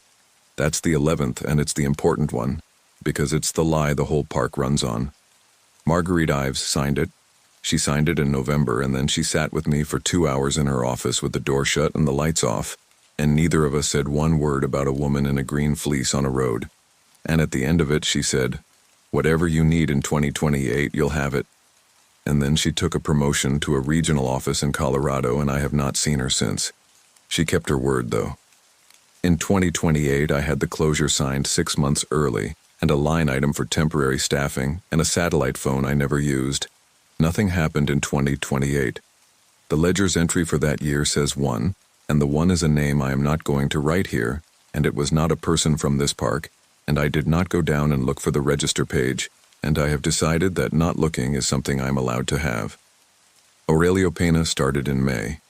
He's 24 and he has a degree in geology, and he asks the right questions, which is a thing you can spot in the first week and cannot teach in 10 years. The right question, for the record, is not what's out there. Everybody asks that one and it means nothing. The right question is the one Aurelio asked me in July, standing at the overlook with a family of 5 taking photographs behind us. Why is the closure boundary the old high water line? The sediment hazard starts about 40 vertical feet below that. The line's in the wrong place. I said, "It's in the right place." He looked at the water for a second, and then he looked at me, and he did not ask a follow-up, and that is when I decided he was getting the can. The next drawdown is in 2035. I will be 72.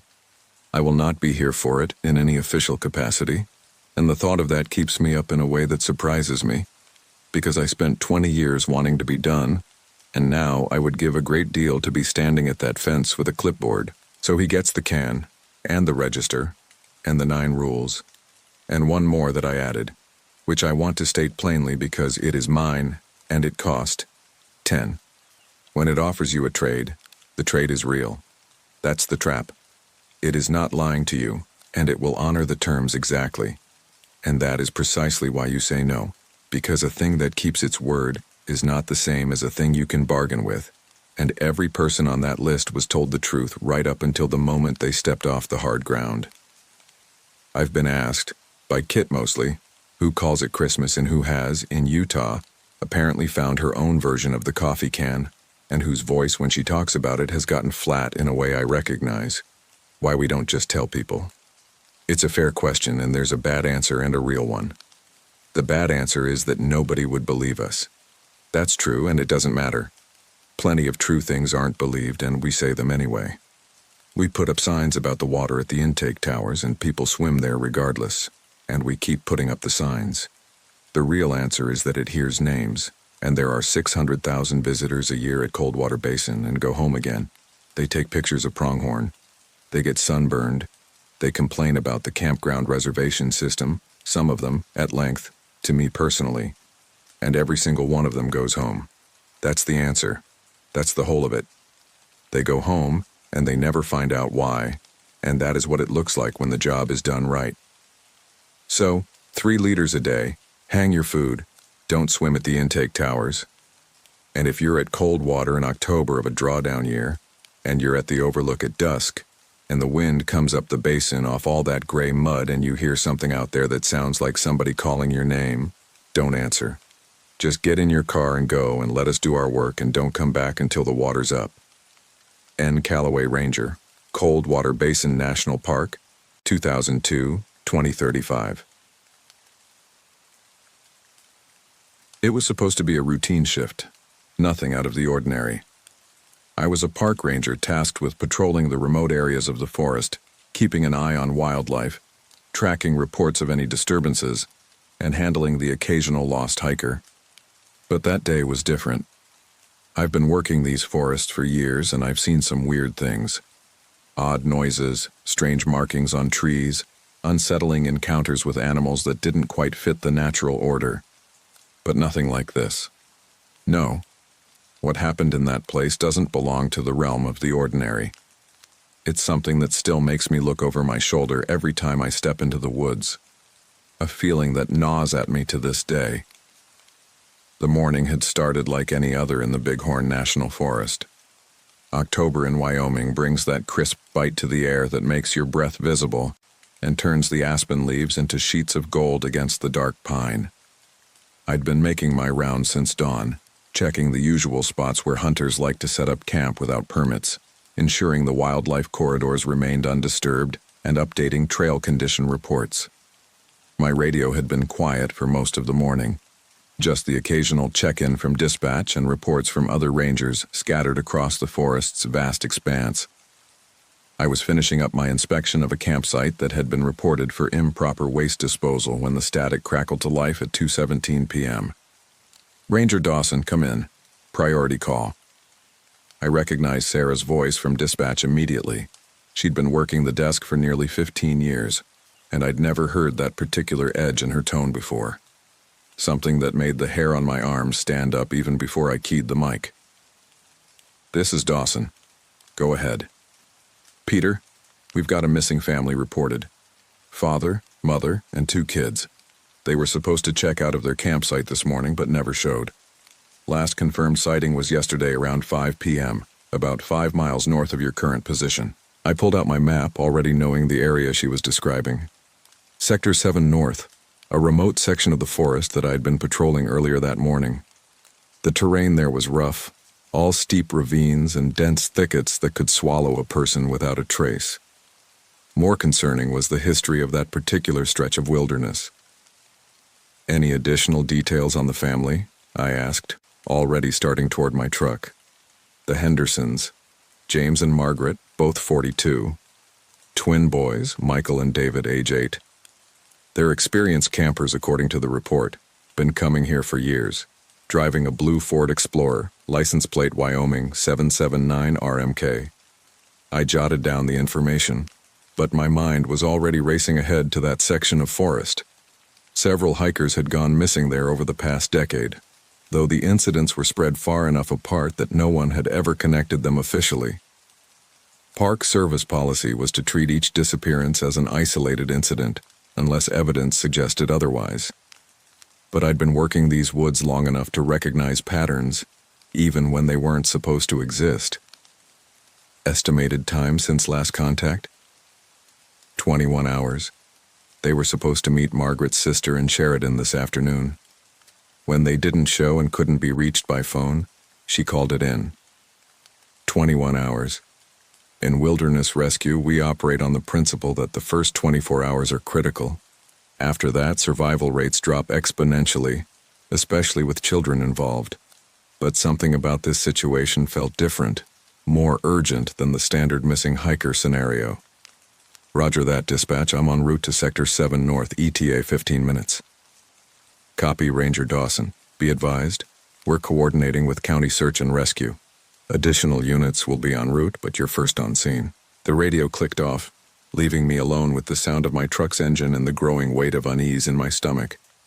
I'd worked dozens of search and rescue operations over the years, and most ended with relieved families reunited after someone got turned around on an unmarked trail, or decided to extend their hike without telling anyone. But as I drove deeper into the forest, following the winding dirt road that led to Sector 7 North, I couldn't shake the feeling that this was going to be different.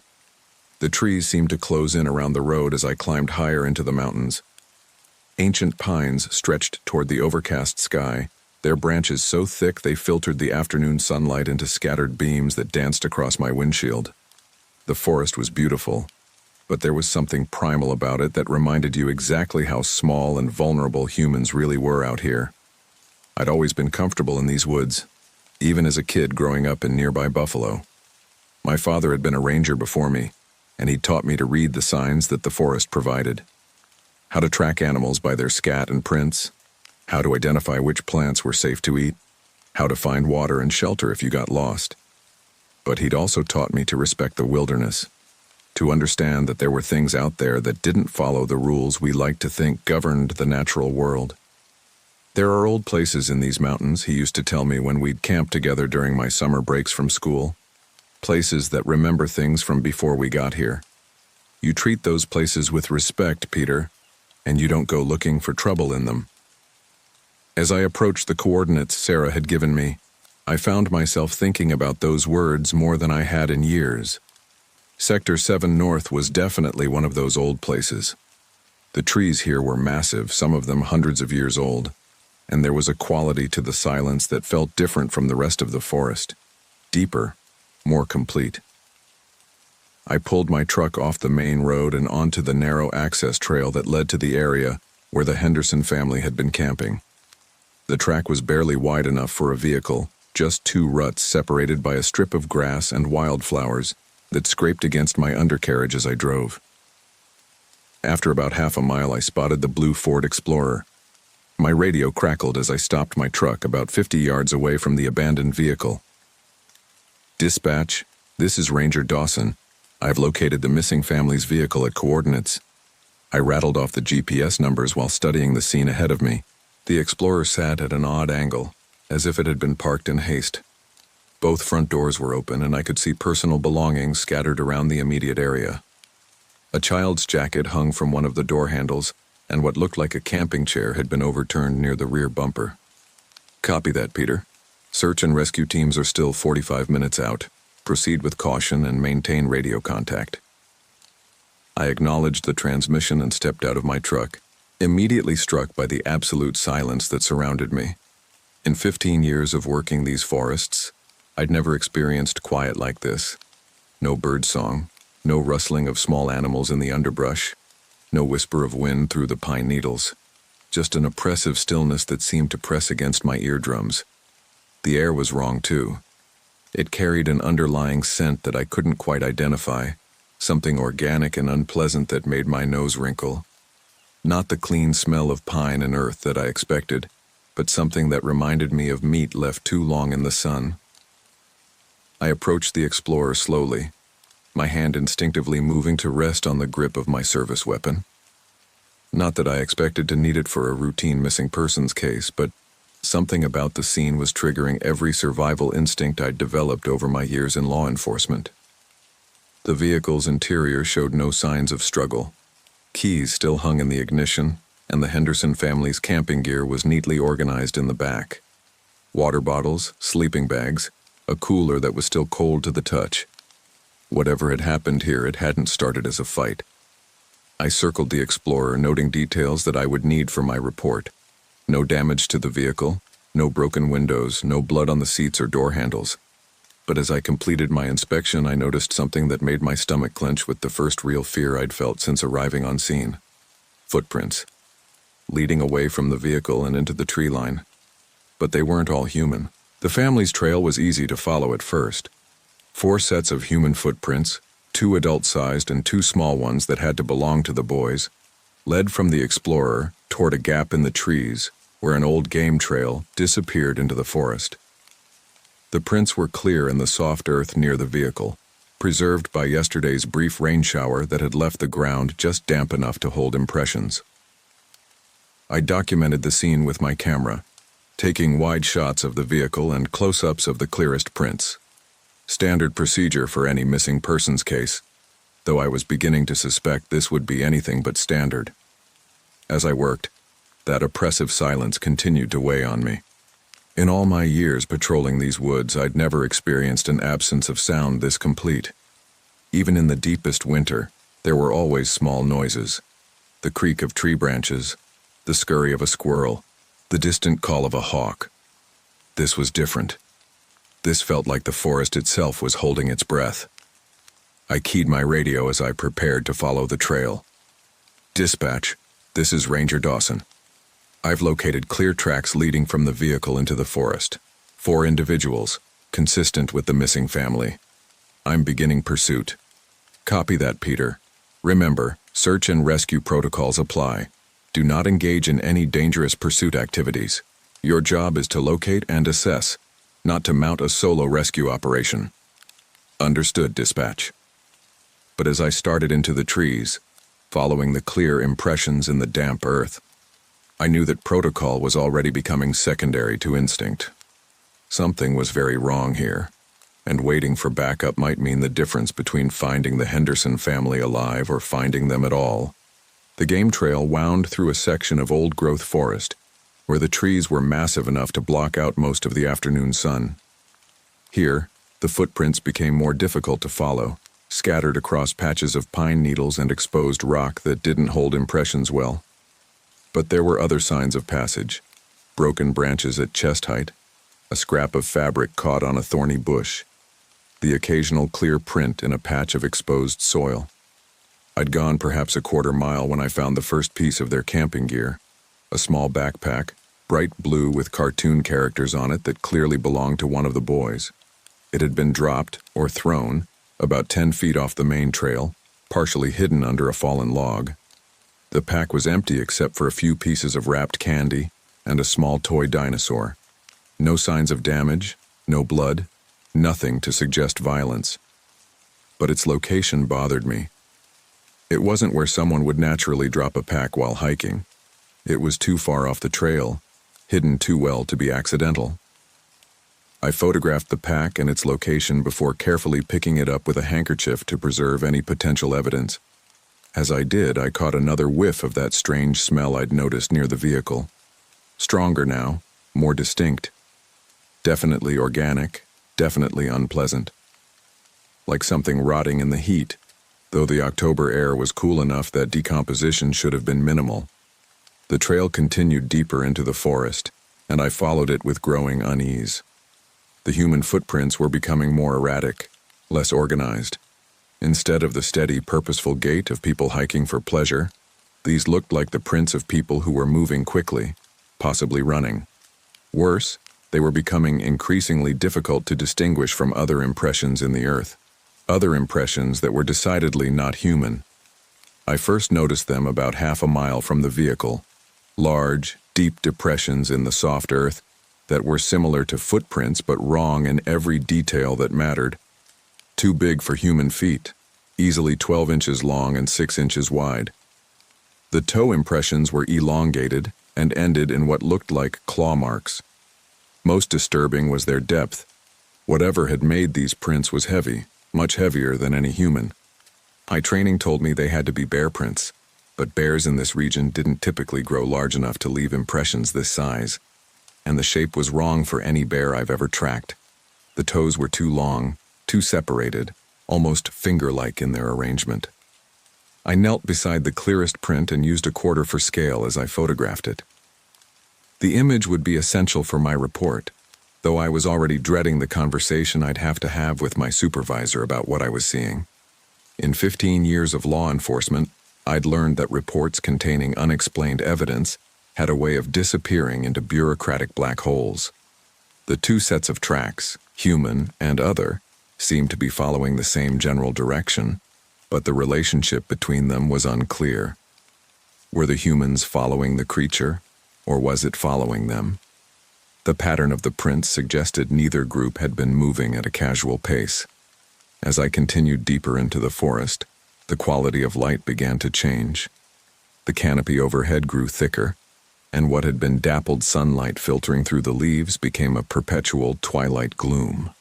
The temperature dropped noticeably, and I found myself zipping up my jacket against a chill that seemed to come from more than just the elevation and shade.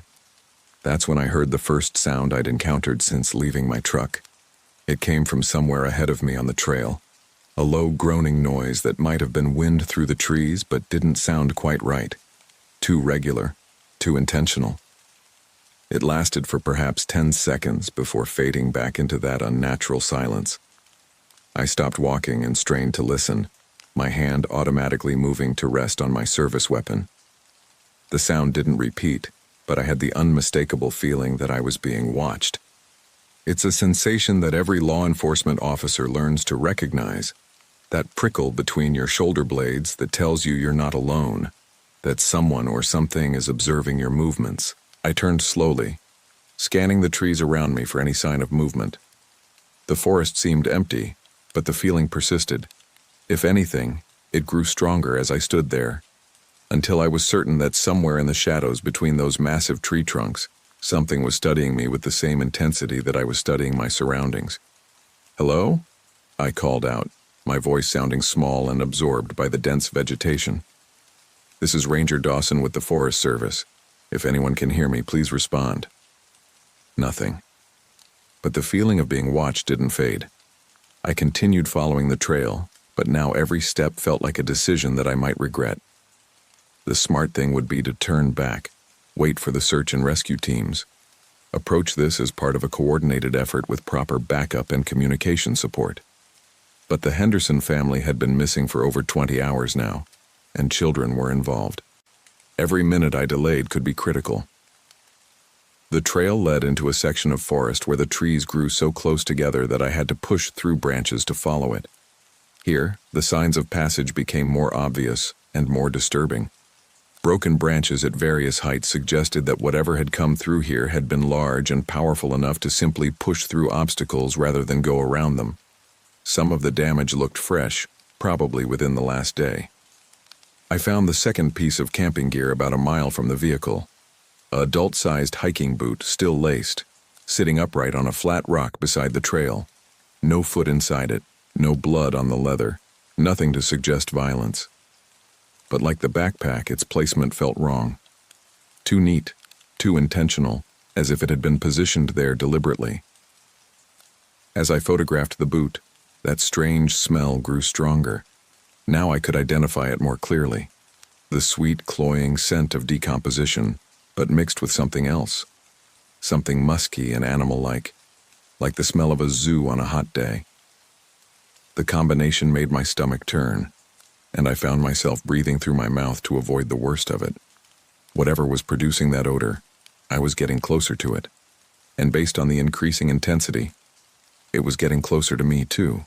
The human footprints had become increasingly scattered and difficult to follow, but the other tracks, those large, wrong-shaped impressions, were becoming more numerous and more distinct. It was as if whatever creature was making them had become more confident, less concerned about concealing its presence. That's when I realized that the tracks weren't just following the same trail as the missing family. They were hunting them. The pattern was clear once I knew what to look for.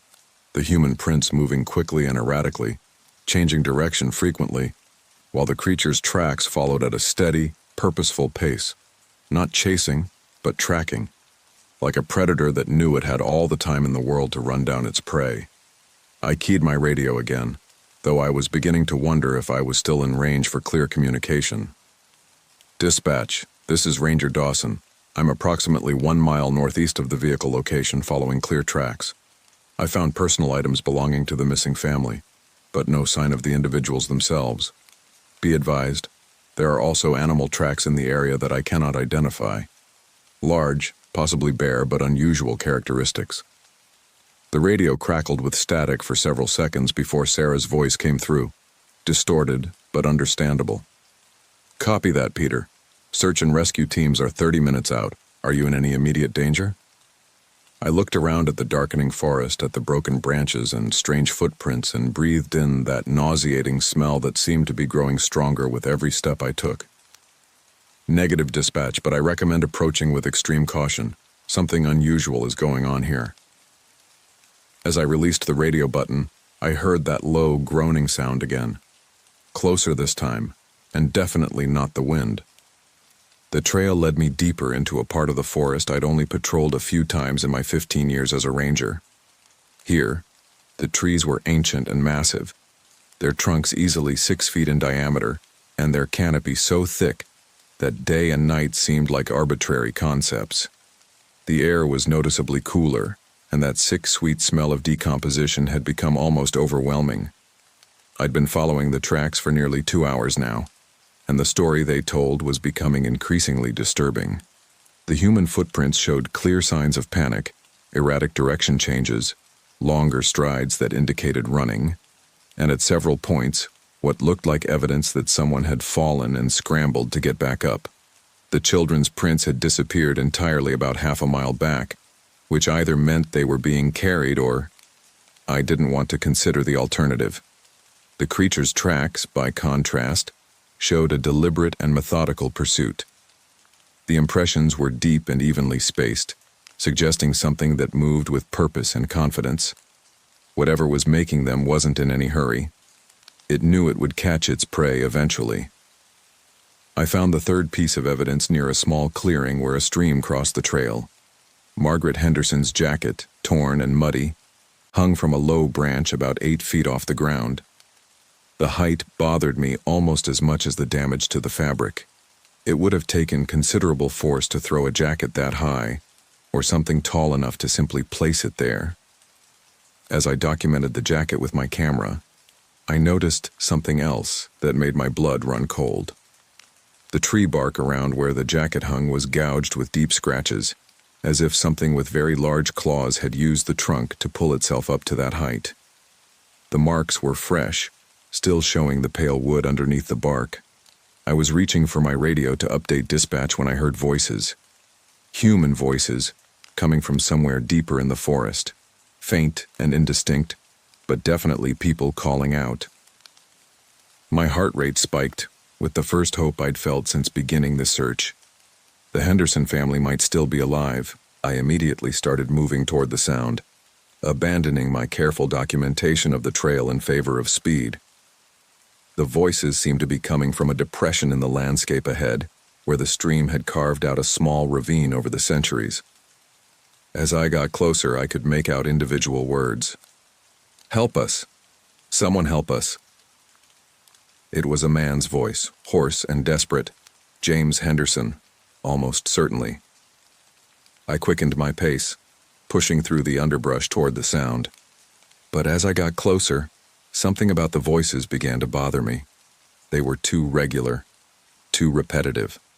The same phrases over and over again, with the same inflection each time. I slowed my approach and listened more carefully. The voices were definitely coming from the ravine ahead, but there was something unnatural about their rhythm, like a recording being played on loop. I crept to the edge of the ravine and looked down into the depression. What I saw there will haunt me for the rest of my life. The ravine was perhaps 30 feet deep and 50 feet across, with steep sides covered in loose rock and sparse vegetation. At the bottom, partially hidden by fallen logs and debris, were the bodies of the Henderson family. But they weren't just dead, they were arranged. James and Margaret lay side by side, their arms positioned as if they were sleeping peacefully. The two boys were placed between their parents, covered with what looked like pine boughs arranged almost like blankets. If not for the unnatural stillness and the smell of decomposition that rose from the ravine, it might have looked like a family camping under the stars. The voices were coming from James Henderson's body. His mouth was moving, jaw working up and down in a mechanical fashion, producing those cries for help over and over again. But his eyes were empty, glassy, and there was no consciousness behind the movement. Something was making him speak, puppeting his body like a grotesque marionette. I stumbled backward from the edge of the ravine, my mind struggling to process what I was seeing. This wasn't possible. Dead people don't speak, don't move, don't cry out for help. But the evidence of my eyes was undeniable. That's when I felt the breath on the back of my neck. I spun around and found myself face to face with something that should not have existed. It stood nearly 8 feet tall, its body covered in coarse, dark fur that seemed to absorb what little light filtered through the forest canopy. The torso was massive and muscular like a bear, but wrong in its proportions. Too tall, too narrow through the waist, with arms that hung nearly to the ground. But it was the face that destroyed my ability to think rationally. It was almost human, but distorted as if someone had taken human features and stretched them across a skull that was too large and the wrong shape. The eyes were black and intelligent, studying me with an awareness that was far more terrifying than simple animal hunger. When it opened its mouth, I saw rows of teeth that belonged to no creature in any biology textbook, long and sharp like a predator's, but arranged in human-like rows. And when it spoke, it was with James Henderson's voice. "Help us. Someone help us." The same words I'd been hearing from the ravine, but now coming from this impossible thing standing 6 feet away from me. It had been using the dead man's voice as bait, drawing me closer to the kill site, and I had walked right into its trap. I reached for my weapon, but the creature moved faster than anything that size should have been able to move. One massive hand or paw, it was difficult to tell, struck my chest and sent me flying backward.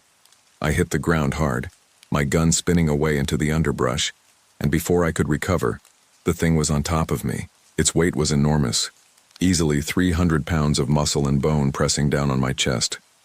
I could smell its breath, rank and hot, as it brought its face close to mine. Those black eyes studied me with what seemed like curiosity, as if it was trying to decide whether I was worth keeping alive. I managed to get one hand free and grabbed my radio, keying the transmit button. "Dispatch, officer down, grid coordinates." I rattled off the numbers as quickly as I could before the creature's claws raked across my arm, tearing through my jacket and into the flesh underneath. The pain was immediate and intense, but the radio transmission had gone through. Help was coming, if I could survive long enough for it to arrive. The creature seemed to realize that I had called for backup. It tilted its head to one side, listening to something I couldn't hear, then looked back down at me with what I swear was disappointment, as if I had spoiled a game it had been enjoying. It raised one massive hand, claws extended, and I was certain that my life was about to end in this impossible place at the hands of this impossible thing. But instead of delivering a killing blow, it spoke again, this time in my own voice. "Dispatch, this is Ranger Dawson. False alarm on that officer down call. Equipment malfunction. I'm proceeding with the search. No assistance required." The creature had somehow perfectly mimicked my voice, my speech patterns, even the slight Wyoming accent I'd never been able to shake. And somewhere out there, Sarah was probably acknowledging the transmission and calling off the search and rescue teams that represented my only hope of survival. It leaned closer, its breath hot against my face, and whispered in a voice that sounded like my father. "You shouldn't have come here, Peter. This is one of the old places. One of the places that remembers." Then it released me and melted back into the forest with the same impossible speed it had shown during the attack. One moment it was there, pressing me into the ground with irresistible force, and the next it was simply gone, as if it had never existed at all. I lay there for several minutes, bleeding and gasping, trying to understand what had just happened. My radio crackled to life as Sarah acknowledged the false alarm transmission, confirming that backup was no longer en route. I was alone in this nightmare, with a creature that could perfectly mimic human voices and a family of corpses that it was somehow using as bait for its next victims. The smart thing would have been to run, to get back to my truck as quickly as possible and get the hell out of these woods. But as I struggled to my feet, clutching my injured arm, I realized that I couldn't leave without making sure this thing didn't kill anyone else. It had been hunting in these forests for years, possibly decades. The missing hikers, the unexplained disappearances, the stories that rangers whispered to each other but never included in official reports. They were all connected to this creature, and now it had added the Henderson family to its collection. But it had made one mistake. It had let me live, and now I knew what was out there. I retrieved my weapon from where it had landed in the underbrush and checked my radio. Still functional, though I doubted any calls for help would be believed after the false alarm transmission. I was on my own, wounded and under-equipped, facing something that shouldn't exist. But I was also a law enforcement officer with 15 years of experience in these mountains. And if this thing wanted to hunt humans, it was going to learn that some prey fights back. As I started moving away from the ravine, putting distance between myself and the horror scene below, I could hear James Henderson's voice still calling out behind me. "Help us! Someone help us!" The creature was already setting its trap for the next victim. I made it perhaps 200 yards from the ravine before I realized the creature was following me. Not pursuing. There's a difference. This thing was tracking me the same way it had tracked the Henderson family, maintaining a deliberate distance while it decided what to do with me. Every few minutes I'd catch a glimpse of movement in my peripheral vision, a shadow that was too large and moved too purposefully to be a trick of the light.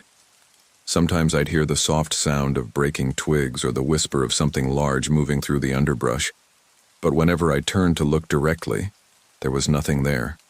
The bleeding from my arm had slowed, but the wounds were deep enough that I was leaving a clear trail for anything that wanted to follow it.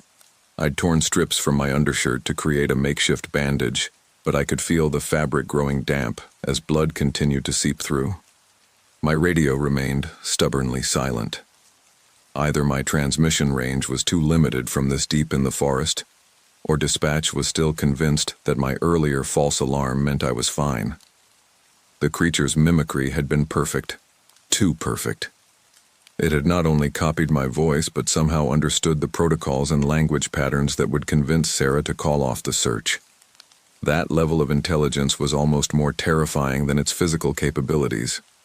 This wasn't just some unknown animal operating on instinct. It was something that could learn, adapt, and use human communication systems against us. I was moving as quickly as I could while still maintaining stealth, trying to put distance between myself and the thing that was stalking me. But I was also becoming increasingly convinced that escape wasn't the creature's intention. It could have killed me easily back at the ravine, but it had chosen not to. Now it was hurting me, driving me toward some destination of its choosing. The realization made me stop in my tracks. If I continued following the most obvious path back toward my truck, I'd be playing directly into its hands. Whatever this thing had planned for me, I needed to disrupt its expectations. I changed direction abruptly, leaving the game trail and striking out through a section of dense forest where there was no clear path. The going was much more difficult, requiring me to push through thorny underbrush and climb over fallen logs, but it also meant that the creature couldn't predict my route. The effect was immediate. Within minutes, I could hear it moving more actively behind me, crashing through the vegetation with less concern for stealth.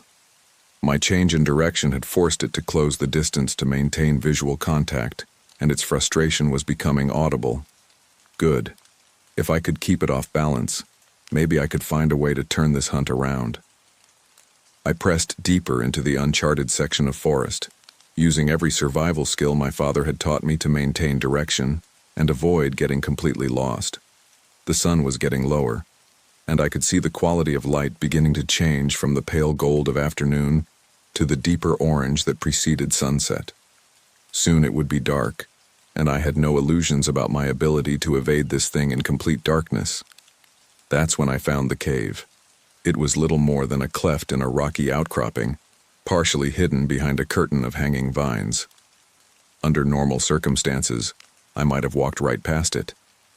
But as I pushed through a particularly thick stand of underbrush, I caught a glimpse of the dark opening and realized it might represent my best chance of survival. Caves meant defensible positions, narrow openings that could limit the creature's mobility advantage. And if this cave had a back entrance, it might provide an escape route that the thing wouldn't expect. I approached the opening cautiously, listening for any sounds that might indicate the cave was already occupied. The last thing I needed was to stumble into a bear's den while being hunted by something even more dangerous. But the cave seemed empty, and more importantly, it smelled of nothing but stone and damp earth.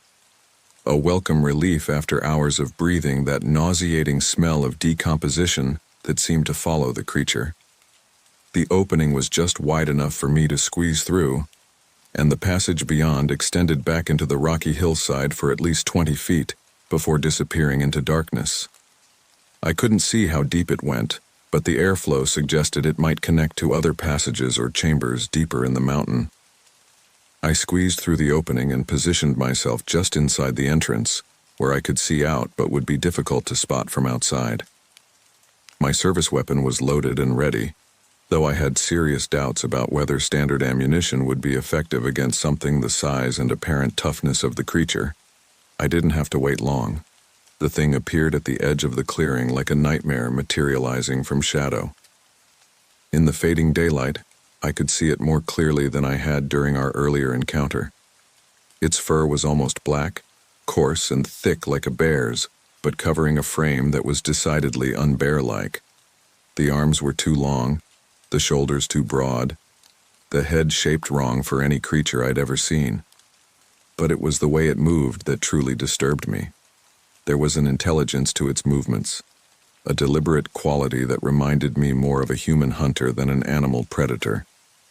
It approached the area where I'd entered the underbrush systematically, testing the air for scent, examining broken branches for signs of my passage. When it found my trail, it followed it directly to the cave entrance. But instead of immediately pursuing me into the narrow passage, it stopped and studied the opening with what appeared to be careful consideration. It knew I was in there, but it was weighing its options. Then it began to speak. But not with James Henderson's voice this time or my own. It spoke with the voice of my father, dead now for 3 years. "Peter, son, you need to come out of there. It's not safe in caves. You remember what I taught you about avoiding confined spaces in the wilderness?" The voice was perfect. Every inflection, every characteristic pause, exactly as I remembered from thousands of conversations over the years. If I hadn't watched my father's funeral, if I hadn't thrown dirt on his casket myself, I might have believed he was actually standing outside that cave. "You're scaring me, Peter. I don't know what you think you saw out there, but you're not thinking clearly. Come out so we can talk about this." The emotional manipulation was as sophisticated as the vocal mimicry. It was using my love for my father, my trust in his judgment, to try to lure me out of the only defensible position I'd found. But it had made one critical error. My father had been terrified of caves. A childhood accident had left him with severe claustrophobia, and he'd never taught me to avoid confined spaces in the wilderness. If anything, he'd taught me that caves could be useful shelters in emergency situations. The creature might have perfect mimicry, but it didn't have my actual memories. "You're not my father," I called out, loud enough for it to hear, but not so loud that I revealed my exact position within the cave. My father died 3 years ago, and he never would have told me to avoid caves. The voice outside stopped mid-sentence, and I could hear the creature moving around the entrance, testing the opening with its claws, trying to determine if it could fit through the narrow passage. The scraping sound of claw against stone sent shivers down my spine. After several minutes of this, it tried a different approach. This time it used my own voice, but with a panicked quality that I recognized as my transmission from earlier. "Dispatch, officer down, grid coordinates." But instead of the coordinates of my actual location, it rattled off numbers that would place me miles away from the cave. It was trying to misdirect any potential rescue efforts while simultaneously using my voice to maintain the illusion that I was still mobile and transmitting. The level of tactical thinking involved was remarkable and terrifying. I checked my radio, but the unit seemed to be having trouble with reception from inside the cave. Static and broken transmissions were all I could get, certainly nothing clear enough to reliably update dispatch on my actual situation. The creature continued its efforts to enter the cave for another hour, occasionally calling out in various voices, James Henderson, my father, even what sounded like my ex-wife Linda trying to convince me to come out. But the opening was simply too narrow for something of its size, and eventually it seemed to accept that direct assault wasn't going to work. That's when it started the fire. The first indication was the smell of smoke, drifting into the cave on the evening breeze. Then I could see the orange glow of flames through the entrance, and I realized the creature had set the underbrush around the cave mouth ablaze. It was trying to smoke me out, force me to choose between burning alive and facing it in open combat. The fire spread quickly in the dry October vegetation, and soon the cave entrance was surrounded by a wall of flame. Smoke began pouring into the passage, making it difficult to breathe and impossible to see more than a few feet in any direction. I had two choices: stay in the cave and hope the fire burned itself out before the smoke killed me, or make a run for it and face the creature in the open. Neither option seemed likely to result in my survival, but at least outside the cave I'd have a chance to use my weapon. I took a final look at my radio. Still no clear signal, still no way to call for backup. I was on my own, wounded and exhausted, about to face something that shouldn't exist with nothing but a service weapon and 15 years of law enforcement training. But as I prepared to make my move, I remembered something my father had actually taught me, back when I was just a kid learning to hunt in these same mountains. When you're facing something bigger and stronger than you are, Peter, you don't try to beat it at its own game. You change the rules. I still had one advantage that the creature couldn't mimic. I knew these mountains, and if I was going to die here, I was going to make sure this thing couldn't kill anyone else.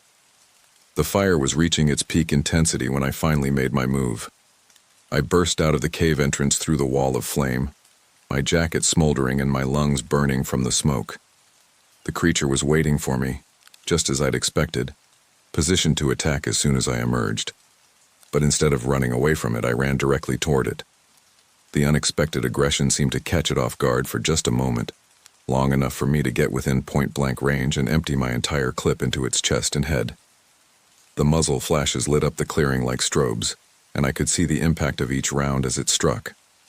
The creature staggered backward, black blood flowing from multiple wounds, but it didn't go down. Instead, it let out a roar that sounded like nothing I'd ever heard before, part animal rage, part human scream, part something else entirely, something that made my bones ache with its intensity. I dropped the empty magazine and slammed in my spare, but before I could fire again, the creature charged. It covered the distance between us in two massive strides, and its claws raked across my chest, tearing through my jacket and shirt like tissue paper. The force of the blow sent me flying backward into the rocks at the base of the cliff. I hit hard, feeling something crack in my ribs, and the world went gray around the edges.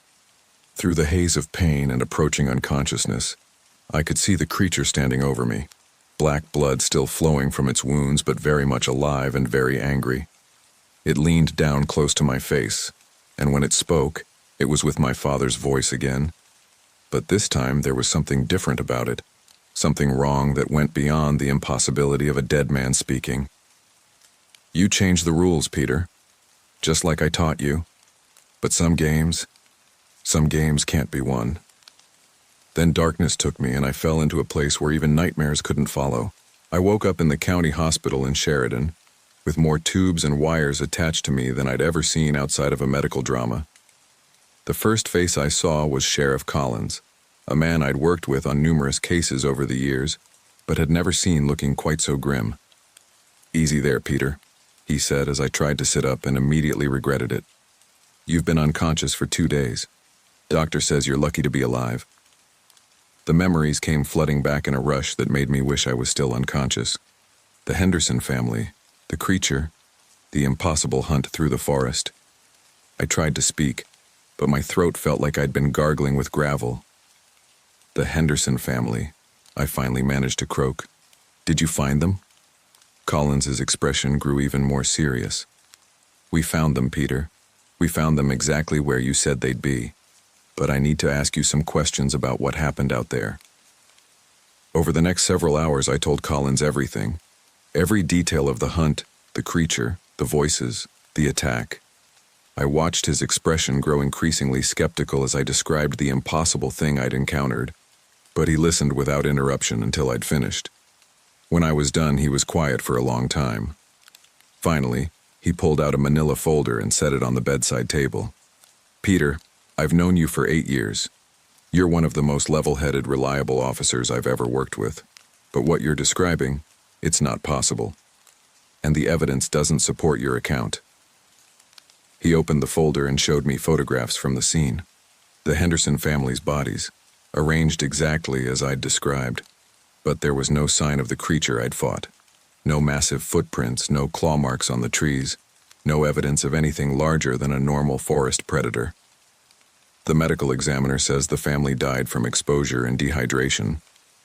They got lost in the woods, couldn't find their way back to their vehicle, and died of natural causes. The arrangement of the bodies, well, sometimes people do strange things when they're dying. Try to make their children comfortable, create some sense of peace in their final moments. I stared at the photographs, trying to reconcile what I was seeing with what I remembered. What about my injuries? These wounds came from claws, from something with hands the size of dinner plates.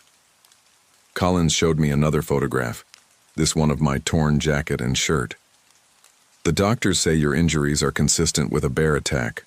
Black bear probably, defending territory or a food source. The claw patterns match perfectly.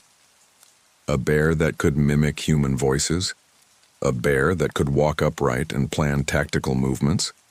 Peter, you had a severe concussion, multiple lacerations, and you'd lost a significant amount of blood. Hallucinations under those circumstances aren't uncommon. The mind tries to make sense of traumatic experiences, sometimes by creating explanations that feel real, but aren't based in reality." I wanted to argue, to insist that what I'd experienced was real, but the evidence was overwhelming. No other tracks, no signs of an unusual predator, nothing to support my account except my own damaged memory. But there was one thing that bothered me about the official explanation. "Sheriff, how did you find me?" I was unconscious in the middle of nowhere, and my radio had been malfunctioning. Collins looked uncomfortable for the first time since he'd arrived. That's the strange part. We got a radio transmission from you, giving us your exact location and requesting medical assistance. Clear as day, perfect signal quality. But when we arrived, you were unconscious and your radio was dead.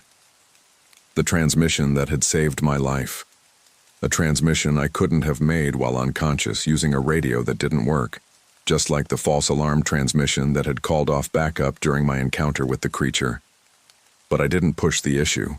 I could see that Collins wanted to close this case, file it away as a tragic accident combined with a hallucination-inducing injury. And maybe he was right. Maybe everything I remembered was just my brain's way of dealing with a trauma I couldn't otherwise process. I spent another week in the hospital, recovering from my injuries and trying to convince myself that the official explanation made sense. The doctors said I'd make a full recovery, though I'd have some interesting scars to remember the experience. Physical therapy would help with the muscle damage, and time would take care of the psychological trauma. When I was finally released, I requested a transfer to a different forest district. I told my supervisor that I needed a change of scenery, a fresh start after the traumatic experience. He was understanding and accommodating, and within a month I was working the Bridger-Teton National Forest, 200 miles away from Bighorn, and whatever might be living in its depths. For almost 2 years, I managed to convince myself that Collins and the doctors were right, that I'd suffered a hallucinatory episode brought on by blood loss and head trauma, that the creature I remembered was just my mind's way of explaining an encounter with a bear that I couldn't remember clearly. But then I got the letter. It arrived at my new station on a Tuesday afternoon in August, addressed to me personally with no return address. Inside was a single sheet of paper with a newspaper clipping attached. The clipping was from the Sheridan Press, dated just 3 days earlier. The headline read, "Family of 4 missing in Bighorn National Forest." The article described the disappearance of the Martinez family, parents and 2 children, who had been camping in the same section of forest where I'd found the Hendersons. They'd been reported missing when they failed to return from their scheduled camping trip, and search efforts were ongoing. But it was the handwritten note attached to the clipping that made my blood run cold. "Peter, help us. Someone help us.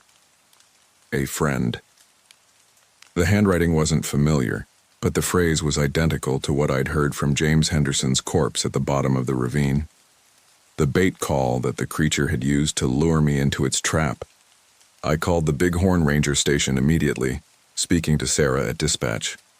The search for the Martinez family was in its 3rd day, she told me, with no signs of the missing campers despite extensive efforts by multiple agencies. "Sarah, I need you to do me a favor. Check the grid coordinates where the family was last seen against the location where we found the Henderson family 2 years ago." There was a pause while she pulled up the records. When she came back on the line, her voice was quiet. "Peter, they're identical. Same coordinates down to the minute." I hung up the phone and stared at the newspaper clipping for a long time. Either this was an incredible coincidence, or something was still out there in those woods. Something that had learned to use the internet, to send letters, to research the personnel files of the rangers who had encountered it. Something that wanted me to know it was still hunting. 3 days later, I submitted my resignation from the Forest Service. I told my supervisor that I was pursuing other career opportunities, but the truth was simpler. I couldn't continue working in law enforcement while knowing that there was a killer loose in the woods and no one would believe me if I tried to report it. But I also couldn't just walk away. I've spent the last 6 months researching disappearances in the Bighorn National Forest, going back 20 years through newspaper archives and missing persons reports. The pattern is undeniable once you know what to look for. Families or groups of experienced hikers vanishing without a trace in the same remote section of forest, usually in the late summer or early fall. 1987, the Petersons, family of 4. 1991, a group of 3 college students from the University of Wyoming. 1994, the Williamson family, parents and infant daughter. 1998, 2 experienced backpackers from Colorado. 2001, the Chen family, visiting from California. 2004, Greg Richardson, solo hiker. 2007, the Henderson family. 2009, now the Martinez family, all in the same area. All vanished completely, with search efforts finding either no trace or minimal evidence that never led to the recovery of bodies. The few remains that have been discovered over the years were always attributed to natural causes: exposure, dehydration, animal predation. But I know better now. I know what's really out there, waiting in those woods. The creature is still hunting, still collecting families for reasons I can't begin to understand. And it's learning, adapting, becoming more sophisticated in its methods. The letter proves that it's figured out how to track the people who've encountered it, how to research and communicate in ways that should be impossible for any animal. I've tried to warn people. I've contacted journalists, researchers, anyone who might listen to my story and take it seriously. But without physical evidence, without official support, I'm just another traumatized ex-cop with a story that sounds like a bad horror movie. So I'm writing this down, creating a record of what I've learned, hoping that someone will read it and understand the danger. The Bighorn National Forest isn't safe. There's something in those woods that hunts humans with intelligence and patience that defies explanation. It's still out there, and it's waiting. Last week I got another letter. No newspaper clipping this time, just a single sheet of paper with a message written in that same unfamiliar handwriting. "Thank you for the company, Peter. It's been lonely here since you left, but don't worry. I'm making new friends all the time. Maybe someday you'll come back to visit. I'd like that very much." It signed the letter with my father's name. I don't know what I'm going to do with this information. I can't go to the authorities. They've already made their position clear. I can't go back to those woods. I'm not sure I'd survive another encounter. But I also can't just forget what I know and pretend that innocent people aren't dying. Maybe writing this down is enough. Maybe someone will read this and understand that the official explanations don't tell the whole story. Maybe the families of the missing will finally have answers, even if those answers are impossible to believe. Or maybe this thing will read this too, and decide that I've become enough of a problem to require a more direct solution. If that happens, if I disappear or die under mysterious circumstances, remember what I've told you.